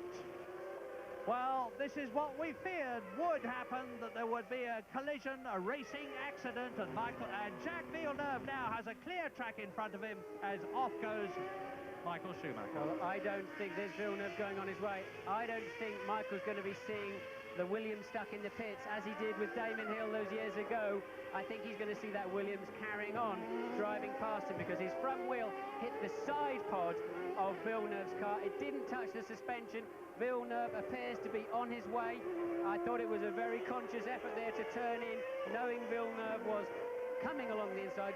Obviously, Schumacher had some kind of problem, and, well, I don't want to say too much, but it was a clear attempt to turn in with Villeneuve's car in the way, and it didn't do the job. I think the front wheel hit his side pod. If he has made any damage, it's going to show up in the next 2 or 3 laps. Well, I had a good look at the suspension, and it looked perfectly okay to me. There's Michael looking down the track to see if Villeneuve is coming around. Remember, Michael looking through the fence of Adelaide to see if if Damon was coming round. Well, I think he's going to see Villeneuve coming round and round and round. The test is going to be what happens behind Jacques Villeneuve now. David Coulthard is 15 seconds behind him. So an unhappy Michael Schumacher walking in. He said if he didn't win the race or the world, out goes Damon Hill from 8th position. His last race for Arrows. His first race for Arrows in Australia was a failure. Well, he didn't even start the race. That's Schumacher being taken back to the pits. Now, the test now is going to be whether David Coulthard can reduce the lead that Villeneuve has got, which was 15 seconds. If he's doing it dramatically, we'll know that Villeneuve has got a problem. He has got a problem. He's 29.4 on that lap. Villeneuve's got it. Look, now watch the contact. There's Schuey going in. Look, he did hit, his rear wheel did hit Villeneuve's rear wheel. Villeneuve may have a slow puncture. He may have some suspension damage. He's 5 seconds off the pace at the moment. This championship is still not decided. Now watch. He takes a dive up the inside. He put himself in a position we talked about not to give Michael a chance. Michael realises, look, Villeneuve's on the track. Michael hits him. We can't see the contact there from that camera angle, obviously, but it depends on whether he made contact with those rear wishbones. They are not very strong. Now we're going to see it. Now we're going to see from Michael Schumacher's car. Villeneuve, watch him slice up the inside. Now watch his hands. Does Schuey turn in? Well, he's turning into the corner, but his rear wheel may have just done enough damage to knock Villeneuve's car out of the race. Villeneuve lapping 5 seconds a lap slow. There's the beached Ferrari of Michael Schumacher. What did I say? David Coulthard has got the gap between himself and Villeneuve down to under 12 seconds now. He's taken an enormous chunk out of Villeneuve's lead. Renault. And if he can just keep going in the top 6, he's going to be all right. If he drops below 6th in this quite incredible race, he's going to fail to win the World Championship, and Michael Schumacher will win it. And here is a replay of Damon Hill touring in. Visor up. Lap 50, Villeneuve leads, and down comes the gap to 10 seconds. Coulthard is second, Hakkinen is third, and the gap is being reduced by David Coulthard at the rate of 1.5 seconds a lap. But at the moment, Villeneuve looks safe, because between him and Frentzen, who is in 6th place, there are 23 seconds, and he can afford to lose a lot of time and still get a World Championship point. Well, he's picking up the pace again now, 2 seconds faster on that. The barge board is damaged, the deflector on the side of the car, that is not a critical part of the car. It won't help the handling. You saw Villeneuve, they're snaking out of turn 6. Maybe the track of the rear of the car has been knocked around a bit. The track rod's reasonably strong. The wishbones are not strong at all. There's Patrick Head and Frank trying to get a good view of the side of the car to see if there's any damage. Villeneuve now just 1.4 seconds off of Coulthard's pace in 2nd place. And, well, I wonder... And Louis Schweitzer, the boss of Renault, it's their last Grand Prix after 7 wonderful World Championship years in which they've dominated everything, and naturally they want one of their cars to come home in 1st place. Well, at the present moment it can only be Jacques Villeneuve, because down in 6th position in the 2nd Williams Renault is Heinz Harald Frentzen. He's okay, he's picking up the pace. He was obviously just checking the car out as he was going around. He had a couple of very slow laps, but now Villeneuve is getting back on the pace, and this is amazing, Murray. Suddenly all these people in the grandstand in front of me are jumping up as Villeneuve goes past, but Louise is in the pits. Yes, and it seems a moment ago, I don't think you saw it on the cameras, but as Villeneuve came down the pit lane, he came incredibly close to the McLaren refueling area. In fact, so close he caught the air guns, took them with him down the pit lane and sent them barreling into the Benetton mechanics, who were standing out at the front of their garage waiting for their pit stop. They all had to go rushing back into the garage. Thankfully, nobody's been hurt, though. Lap 52, we're riding with Jacques Villeneuve, but David Coulthard continues to bear down on the Williams Renault. The gap now is 9 seconds. Jacques Villeneuve may have increased the pace, but he's not increased it enough. Coulthard could win this race, but Villeneuve looks very likely to win the World Championship. Lap 52, so there are 17 laps of 2.75 miles to go between Villeneuve and the championship, with his sole rival, Michael Schumacher, out of the race on lap 48 after that collision. I'll stick my neck out, Murray, but I think if Villeneuve's car was going to fall apart, it would have happened before now. He's lapping quickly enough to put a lot of load into that suspension, and it's staying with him. 4 wheels on his wagon still. I think you're absolutely right. It's worth saying that those suspension arms are made out of carbon fibre, which are tremendously strong in the direction in which they're supposed to take loads and stress, but not strong in the other directions. But it looks as though the fact that it was a clean side swipe has enabled Villeneuve to check the suspension and find out that it's perfectly all right. Lap 53. Yes, and Villeneuve now on the same pace as David Coulthard. James is in the Williams pit. And like you, Martin, I'm trying to assess whether there's any damage to Villeneuve's car. James Robinson, the chief engineer, came down off the wall. Patrick Head, you saw them in a conflab earlier. Now, the lap after the incident happened, Villeneuve's tyres were out in the pit lane. They thought there was a problem. Villeneuve radioed to get a set of tyres ready. They waited for a little while, but then they brought them back in again. And it seems as though there is not a problem with Jacques Villeneuve's car. It seems as though he's okay. There's no one really concerned over at the telemetry area. The engine's working fine, so we'll see. Well, he's certainly got a problem from the point of view of winning the race. I don't think he's got a problem from the point of view of winning the championship, because David Coulthard continues marginally to eat into his lead. It's under 9 seconds now. Coulthard second, Hakkinen third, looking good for McLaren, second and third. Irvine is fourth in the second Ferrari, the only one that's left, as Michael Schumacher walks into the garage. His race and World Championship year is over. Jacques Villeneuve is on his way, leading by 9 seconds on lap 54.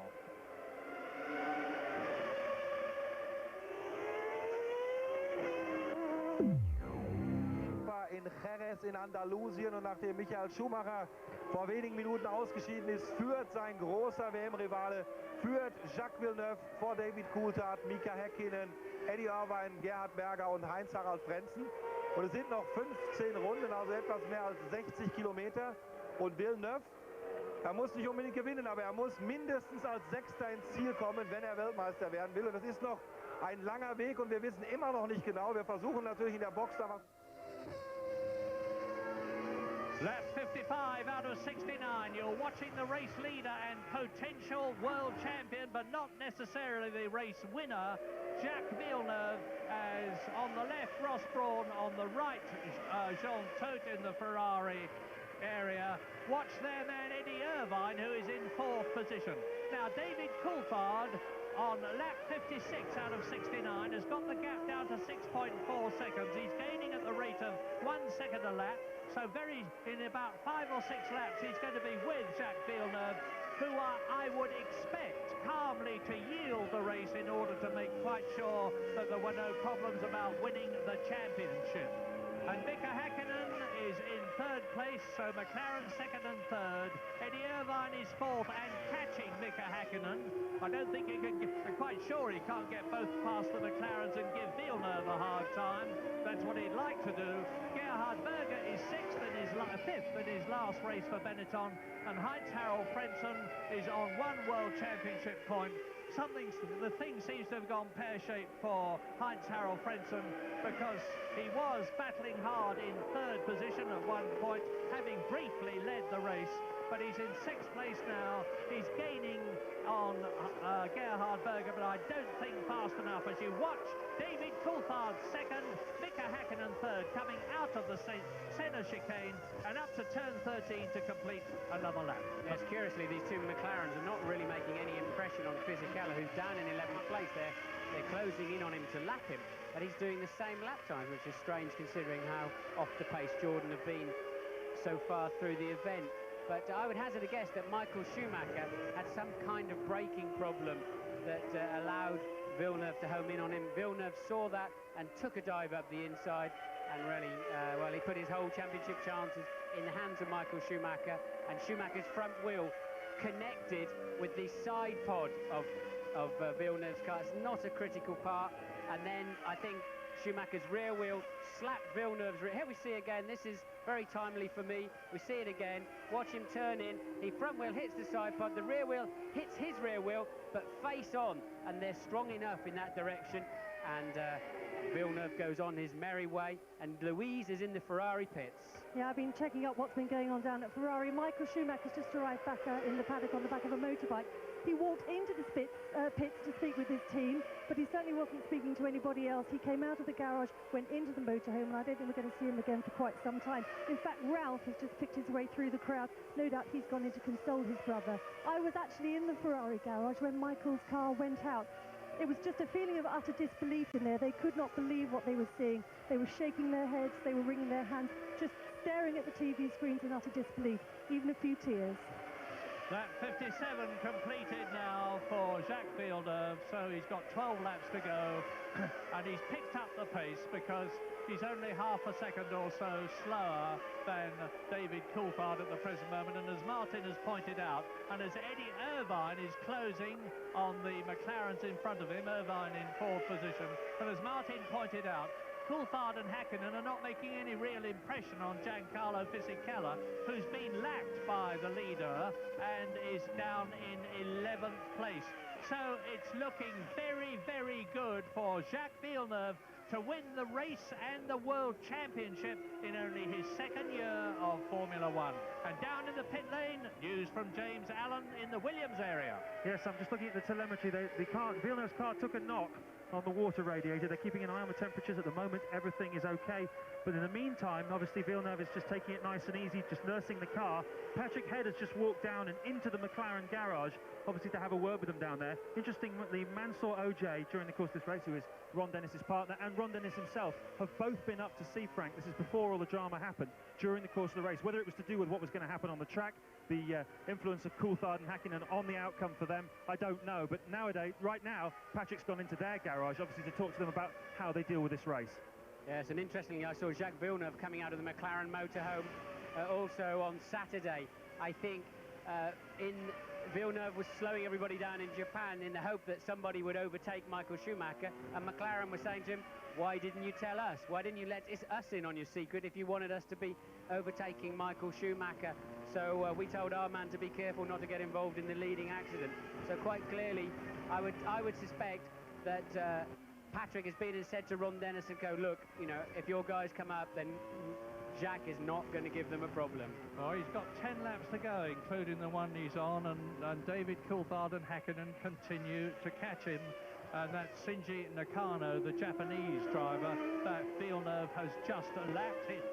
Nakano is in 10th place, and the gap between Villeneuve and Coulthard is 5 seconds, and Coulthard is lapping about half a second faster than Jacques Villeneuve, so it's not enough, I think, to take the lead away from Villeneuve in the closing stages of the race, because Jacques Villeneuve will have a very wide car if he doesn't decide to yield, and he's on lap 59 now. The Williams looking good, and you look back in the Senna chicane and you see the two McLarens going together almost as one. Eddie Irvine is 4 seconds behind them in 4th place. Gerhard Berger is still 5th in the points in his last Grand Prix. Heinz-Harald Frentzen is behind, very close to Gerhard Berger. It would be nice to have a look at him because Berger's giving him a hard time. Look at the way Nakano's staying with Villeneuve. Slow lap there from Villeneuve, 26.5. McLaren's taking another 0.4 of a second. The gap now down to 4.7. I tend to disagree with you. I think those McLarens are going to be snapping at his gearbox in the very near future. There's 10 laps to go, time enough for them to be giving him a hard time, and if they show him a wheel, he'll be jumping out of the way because he's seen enough wheels in his side pod for one day. Yeah, I've just had an agonising reappraisal of the whole situation, Martin, and I think you're right. That is what is very likely to happen, and we're on lap 60 now, but still Giancarlo Fisichella, he's just lapped in 125.8 in comparison with David Coulthard's 126.1. So Fisichella is holding his end up, but he's down in 11th position. Top 10, Villeneuve on lap 60. 4.7 seconds ahead of David Coulthard and holding firm. Hakkinen 3rd, Irvine 4th, Berger 5th, Frentzen 6th, Panis 7th, Herbert 8th, Magnussen 9th, Nakano 10th, and against expectations, Goodyear very much winning the tar battle between themselves and the Bridgestone concern as we ride over the line up to turn 1 with Jacques Villeneuve into his 61st lap. Well, he's responded again now. Villeneuve back into the 25s. Coulthard just a smidge quicker on that lap. Villeneuve is still responding, so clearly they don't have too many worries about their water temperatures, otherwise he'd continue to back off. Yeah, 4.6 seconds he can afford to lose time, a small amount of time on each lap, because he's only got 9 of those 2.75-mile laps between himself and the World Championship that every Formula One driver aspires to. Yes, Fisichella back in 11th place is controlling this race at the moment. It's a shame. Head. Yes, Patrick Head walking back into the garage, the Williams technical director walking back into the garage there. I don't know, no idea what he would have been saying on the pit wall, but it's a pity that the two McLarens are tucked up behind that, Jordan, because I'd like to see them really coming through and making a good finale to this great race and a great racing season. Well, remember that with Jacques Villeneuve potentially on 87 points in the World Championship, if he gets 10 for winning this race in comparison with Michael Schumacher's 78, he's got to finish in the top 6 to win the World Championship. If anything did happen to his car and took him out of the race, which would be no justice because he's now on his 62nd lap out of 69, it would lose the championship for him, and Villeneuve and Schumacher would win it by 1 point. But Villeneuve certainly looking strong, his car's looking good, and he is still 5 seconds ahead of David Coulthard, who is making no impression now on the Flying Williams Renault. Yes, I have to say that Fisichella's doing nothing wrong, because the McLarens are not really pushing them hard enough. He's not holding them up. He won't be seeing blue flags. There you can see the gap in the background, and you know, the McLarens, I don't know, understand why they can't just move up and get on with it, and where Fisichella's got this pace from. But Fisichella's doing absolutely nothing wrong until the blue flags are waving. James. Yes, Murray, you'll love this. A couple of the Williams mechanics just grabbed me and said to me, listen, Murray hasn't put the curse on us yet, has he? He hasn't said Villeneuve is now the world champion, he's now the race winner, has he? I said, no, calm your boots, lads. He hasn't said anything of the sort, and I'm sure he isn't going to until the checkered flag. No, indeed he is not. But he's watching Eddie Irvine, who is flying in the Ferrari in 4th position, trying to get onto the podium for his last race for Ferrari in 1997. He's 4.6 seconds behind Mika Hakkinen, but he's catching very slowly the McLaren Mercedes ahead of him. Well, our Spanish producer seems to have decided to stay with Jacques Villeneuve for the rest of the race, in which case, as he's on lap 63, we're going to be with him for another 6 laps. Villeneuve has steadied the gap. Coulthard has still not caught, never mind, got past Fisichella, who is in 11th position. David Coulthard is 2nd, so he's almost a full lap ahead of the Jordan. A very poor race for the Jordan team, because Fisichella is down in that 11th position and Ralf Schumacher is out of the race. Indeed, the retirements thus far are Michael Schumacher, Damon Hill, Ralf Schumacher, Rubens Barrichello and Pedro Diniz. So only 5 retirements out of the 22 starters. We're on lap 63 with 6 laps to go. And it looking, as I've said, very good indeed for Villeneuve. Okay, the pressure's off Villeneuve. It appears to me that Coulthard and Hakkinen, who have both driven great races, but it appears to me that they've given up the chase. They lost a half a second to Villeneuve that time. Nothing wrong with his car. He just lapped in only 1.2 seconds slower than his fastest lap of the race. And it appears to me the 2 McLarens are backing off to settle for 2nd and 3rd as Villeneuve goes into the 63rd lap of the 69. And watching him somewhat wryly will be Adrian Newey, now wearing his McLaren uniform, the man who left the Williams team and joined McLaren, and the man who, with Patrick Head, built Williams into the position of dominance with the Renault power that they have had for years. They've won 9 Constructors' Championships. I say we'll be watching Riley because a lot of people said that when Adrian Newey went from Williams to McLaren, Williams would lose a lot of their strength. Well, Williams have always built in depth. It's always been Frank Williams and Patrick Head's policy to get good people all the way down the line. And they've got an enormously strong, powerful organisation at Grove.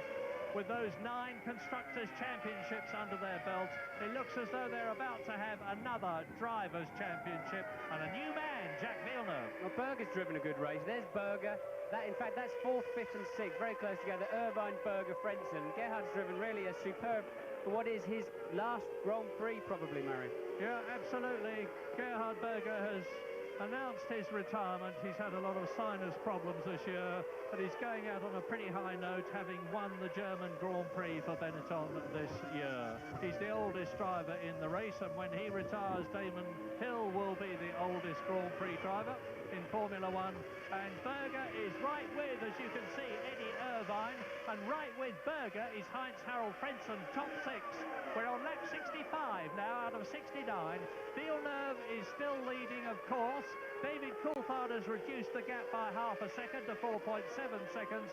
Mika Hakkinen is still 3rd behind Coulthard, and you're watching this battle for 4th position between Eddie Irvine's Ferrari, Gerhard Berger's Benetton, Heinz-Harald Frentzen's Williams, and Frentzen is 53 seconds ahead of Olivier Panis, who is in 7th position, the top Bridgestone runner. Interestingly, Villeneuve allowing Nakano through there. Villeneuve really backing off, and now look how close the McLarens are. That's we saw Fisichella and the 2 McLarens in the background. Villeneuve letting Nakano through. How strange. Well, we'll see. I mean, it's by no means impossible that there is something awry with the Williams. His last lap time was 1 minute 26.0.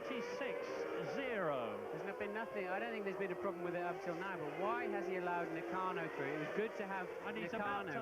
about to let Fisichella through from the look of it, and Fisichella's got Coulthard right behind him. It looks indeed as though Villeneuve may not win the race after all, and we're on lap 65 with 66, 67, 68 and 69 to go. There's the damaged barge board in the middle of the car underneath Villeneuve's helmet we talked about, but the gap is down 3 now. seconds he's lost on that lap. It was definitely, on that lap, he lost a full, more than that even, Murray. Yeah, 3.5, nearly 4 seconds. He really backed off.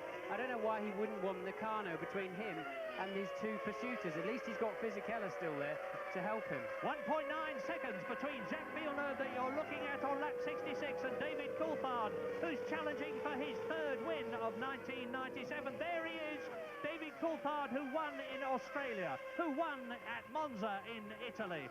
Now, Fisichella is going to elbow his way past Villeneuve. This is lap 66. There's only 3 to go after this.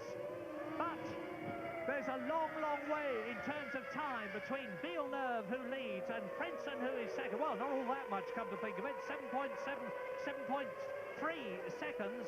And Villeneuve is holding everybody up. He's going to have a wide car now. He's going to try and stop Fisichella from getting through. And Coulthard and Hakkinen, there they are, second and third. I said it was going to be a barnstorming finish, and that is exactly what it's going to be as Hakkinen challenges Coulthard. They're coming up to complete the 66th lap. Here's a race win here for Hakkinen. He can see it, and Coulthard can see it too, and he blocks Hakkinen on the way into the last corner. Those two having their own private battle, as meanwhile... Yes, Mick Hakkinen goes through and takes David Coulthard. Coulthard lifted off, for sure. Coulthard lifted off. The team must have told him, let Hakkinen through. We think he's faster. For whatever reason, Coulthard had to let Hakkinen through. Sorry, Martin. Irvine fourth, just behind them. Berger fifth, just behind him. Frentzen is in sixth position. 6 seconds. 6 seconds covers the top 6 on lap 67 out of 69. What an incredible finish. There is Coulthard. There is Coulthard behind Mika Hakkinen, who is bearing down on Jacques Villeneuve. Mika Hakkinen has yet to win a Grand Prix, and the Swede has driven in, the Finn has driven in 95 of them already. He can smell victory. Well, Villeneuve's picked up his pace again. He's back in the 26s. And while the McLarens were squabbling over that last corner and letting each other through on the pit straight, they let the gap get back to 2.6 seconds, and it's given Villeneuve a breather. And still the Jordan is there between him and the two McLarens. Well, now, if Hakkinen can get past Fisichella and go for Villeneuve, I hesitate to say this, but I'm going to nevertheless, Hakkinen will be very determined to win, and he will force his way through, but then Villeneuve, I'm sure, will just give way. He's much more anxious to win the championship than the race, and he's now on his 68th and last lap but one. And look at Irvine. Irvine is closing on Coulthard. Clearly McLaren think that Hakkinen is faster. They think Coulthard had enough chances to get past Fisichella, hasn't done it. We've been talking about it. Now they've released Hakkinen and saying, you have a go at Fisichella, because for whatever reason, Villeneuve is ailing. He's limping just a little bit, but he can still respond. We're on board with Hakkinen as we move into the back straight, heading down towards the hairpin at turn 6. A good place to overtake, but he's too far behind. There's the blue flags flying. The blue flags are out. Fisichella now has to move over within 3 marshals posts to let Hakkinen through. There's the blue flags again. Yes, he does. That's allowed Hakkinen through. Now he can have a go at the back of Villeneuve's car, but it's too late. I think it's too late, unless Villeneuve really does have a particular problem. This is going to be an absolutely riveting last lap coming up as Jacques Villeneuve goes into the Senna chicane. And those are turns 10 and 11. Turn 12 is the right-hander. Turn 13 is the last corner of the track as Jacques Villeneuve turns in to start his 69th and last lap in the lead. And he's on his way to the World Championship now, without a doubt. He's on to the last lap. But Mika Hakkinen is going to try to win this race. Well, the Ferrari fans are waving Hakkinen on now outside our window. And it's Here we go, they're into turn 2. Villeneuve appears to have it under control. I don't see where Hakkinen's going to find that kind of time in the remaining 2.5 miles, but he'll give it a good try. There he is through 3 and 4. Coming up now to the fastest corner of the track, about 135 through the top. Villeneuve's online, no problem, keeps it inside. Hakkinen homing in on him all the time. And 5.3 seconds covers the top 6 in this amazing race. So, Hakkinen now, right behind Jacques Villeneuve with just a few corners to go. Round the left-hander, Mika Hakkinen can see that victory, beckoning him. Look how close it is. He's got 2 chances, a small one into the Ayrton Senna chicane, and then a big last gasp dive into the last corner. He knows Villeneuve will jump out of the way if he as much as looks at his rear wheel. And he does it. He's let him through. Hakkinen is going to win. Hakkinen is going to win his first Grand Prix in his long and meritorious career. He's coming up to the last corner.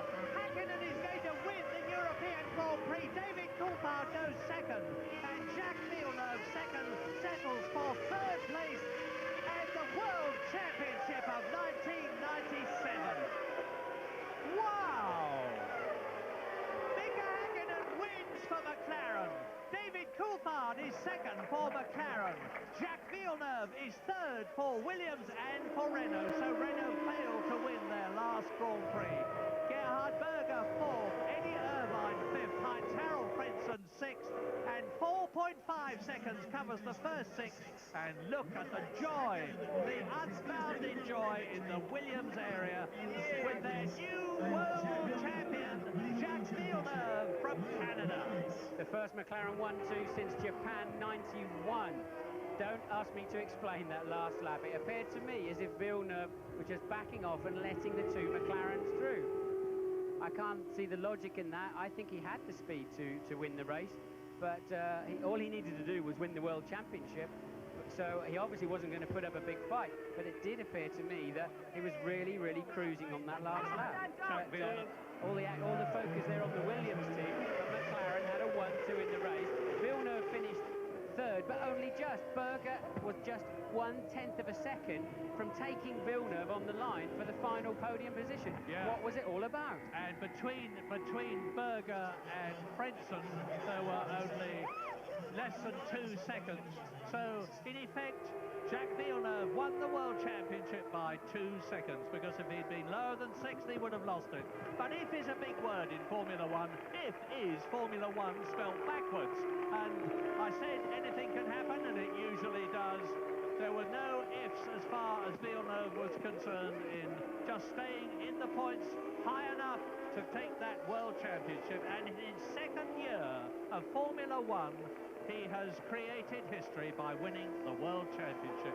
A brilliant performance, and like Nigel Mansell, who won the World Championship in Formula One and the Indy Championship, Jacques Villeneuve could say he's done those things.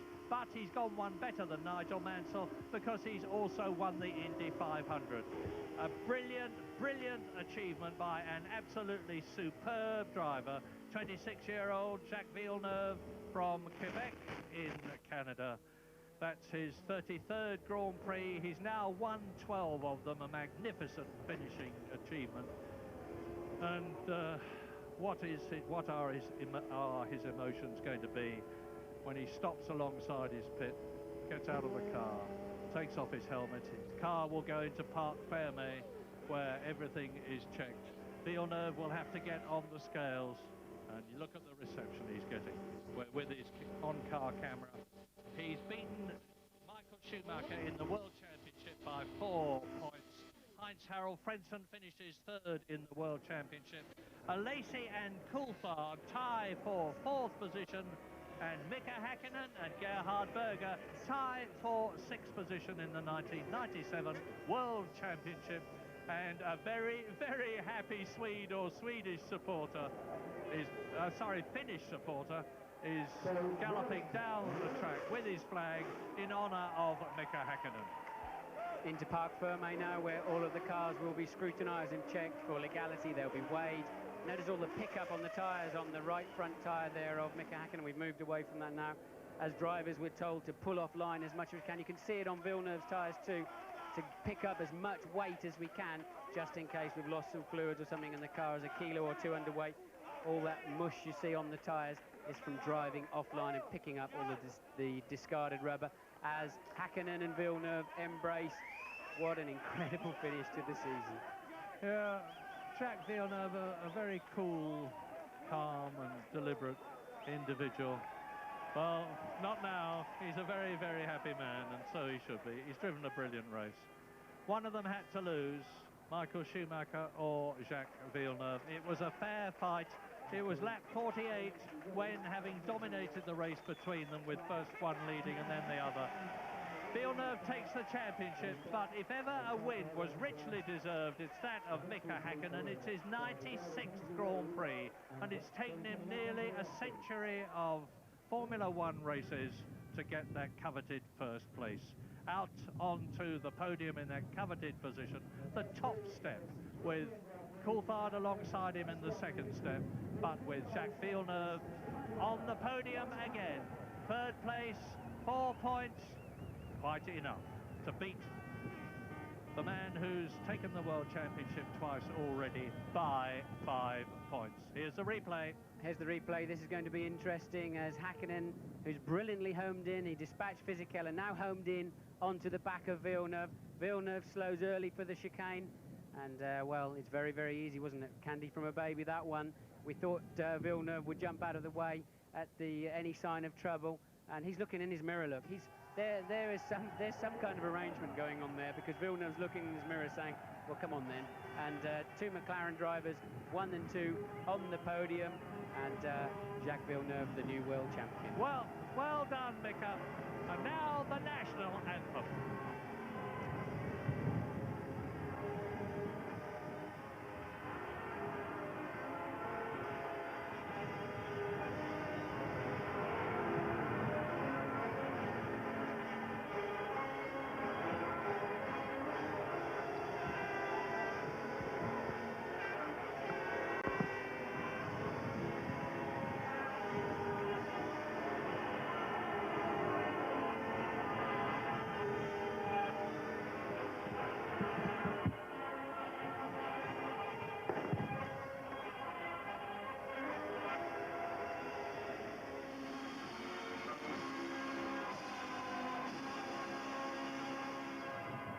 For the British McLaren team, the national anthem.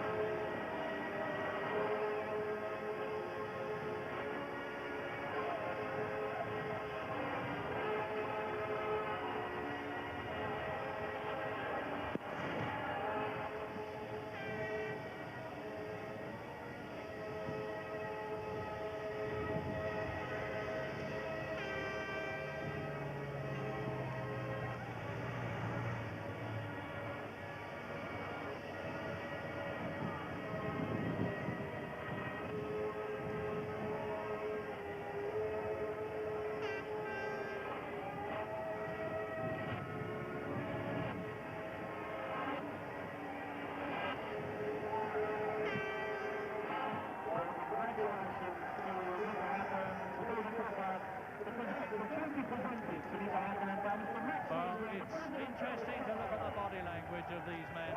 Jacques Villeneuve obviously overjoyed. Mika Hakkinen obviously overjoyed, but it looks as though David Coulthard is not overjoyed. Maybe he reckons he could have won the European Grand Prix of 1997. Just contrast the way he's looking on the second step of the podium with the way that Jacques Villeneuve is looking on the right. But a great race, a fair fight, a wonderful result, a euphoric Jacques Villeneuve, who looks to have lost years. He looks boyish enough at the worst of times. At the best of times, he looks very, very young indeed. What a great achievement. To add the Formula One World Championship to the Indy Championship, the Kart Championship, automobile racing teams, and his Indy 500 win. a very, very gifted, capable driver who's going on to do great things. And he is the 7th Williams driver to win the World Championship, to join men like Nelson Piquet, Nigel Mansell, Keke Rosberg, and he's in a great, great gathering of drivers. He'll be very, very happy. They always say the first win is the hardest and then it's all downhill afterwards.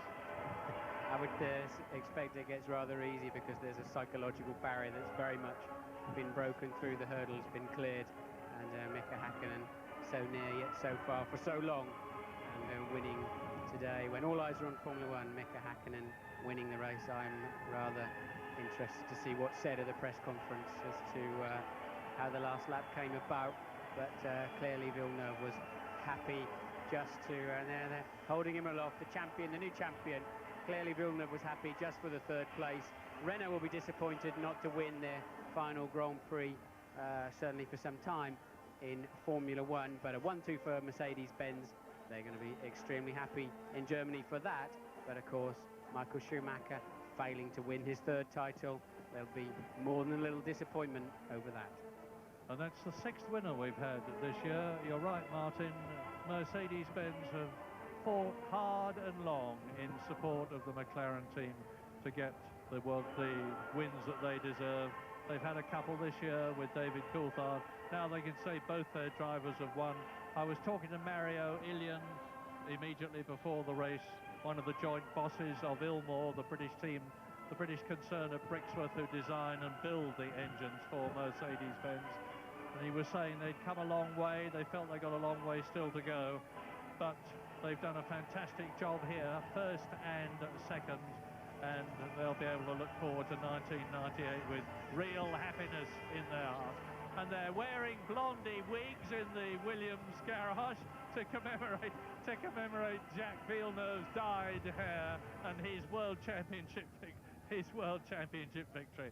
So a win in Spain in the European Grand Prix to clinch the World Championship. Jacques Villeneuve, who beat David Coulthard, and Mika Hakkinen wins the race, 1.6 seconds ahead of David Coulthard, 1.8 seconds ahead of Jacques Villeneuve, 1.9 seconds ahead of Gerhard Berger. And in 5th position, Eddie Irvine, 6th Heinz-Harald Frentzen, only 4.5 seconds cover the first 6 home. Olivier Panis, 7th in the Prost, ahead of Johnny Herbert in 8th place. Jan Magnussen for Stewart finishes his first World Championship Formula One year on a very high note indeed by beating his teammate Rubens Barrichello. In 10th position, Shinji Nakano, the Japanese driver in the Prost, beating Giancarlo Fisichella, the top Jordan finisher. Awful race for them, 11th place, a lap down. You're watching the replay of Schumacher hitting Villeneuve, while Frentzen maintains a respectable distance, makes no attempt to exploit the situation and get through and take the lead. And behind Fisichella in 12th position, Mika Salo in the Tyrrell. 13th, a very unhappy Jean Alesi in his last race for Benetton. 14th, Norberto Fontana back in the Sauber, but not, I think, for very long. And in 15th position, Tasso Marquez. The last 2 finishers, Jos Verstappen in the Tyrrell, Ukyo Katayama in his last ever Grand Prix driving for Minardi. And the retirements, the notable Michael Schumacher, other world champion Damon Hill out of his last race for Arrows, Ralf Schumacher out for Jordan, Barrichello out for Stewart, Pedro Diniz out, so neither of the Arrows finished the European Grand Prix. And now, of course, we look forward to 1998 with very, very different looking motor cars, new regulations for safety reasons, grooved tyres, the times are going to come down a lot, the speeds will come down a lot, but probably the cars won't look to be going any slower. But this 1997 year has finished on a wonderfully high note, with a new Grand Prix winner and a new Formula One world champion. We couldn't have asked for more. The 2 men who have dominated the World Championship Series since the third race of the year when Jacques Villeneuve in Argentina took the lead in the World Championship from David Coulthard, who'd won the first race of the year. And the World Championship has seesawed back and forth between Villeneuve and Michael Schumacher. Congratulations on your first victory, and it all happened in the last lap. Pretty unbelievable. I think the whole race was interesting from start to finish, for me anyway. I think I lost some time in behind the track in the start of the race, and I obviously wanted to go quicker, but it was again would be far too risky to try to make any maneuver to try to overtake him, because obviously he's fighting from the not anymore from the championship. So I decided to more or less stay behind him, and yeah, I would say coming to the last couple of laps, it's pretty incredible. It was one of the Jordans front of us, and Jack was there, and obviously David was front of me, and I would say it was, from my side, it was fantastic. At what point during the race did you suddenly think, well, maybe I can win this race today? I never would think that way. I never would win. Always in my mind. So literally in the last lap, you suddenly had the opportunity. Yeah, I think I had opportunity, and end of the day, I don't know exactly what happened, but a strange place to overtake David. But it was for my benefit. It was fantastic. Well, Mika, well done. Well, David, you won the first race of the season. It's a nice result for you to be here today. Yeah, no, I'm happy to be on the podium for the last race. That was my goal, and you know, obviously from a team point of view, delighted that we've had a 1-2. I think we had a little bit of help from Jack in the end, and I let Mika through to give him a chance to push, because I couldn't make any headway into the Jordan, and he was obviously able to make use of that when Jack led him through at the chicane. Did the whole race go to plan? I mean, was the pit stop strategy all fine? Yeah, once again, the team were, I think, pretty fantastic in the pit stops. I don't believe that anyone would be as quick as us today. My in laps I was very happy with, my out laps, and that helped me gain some track position as well. David, well done.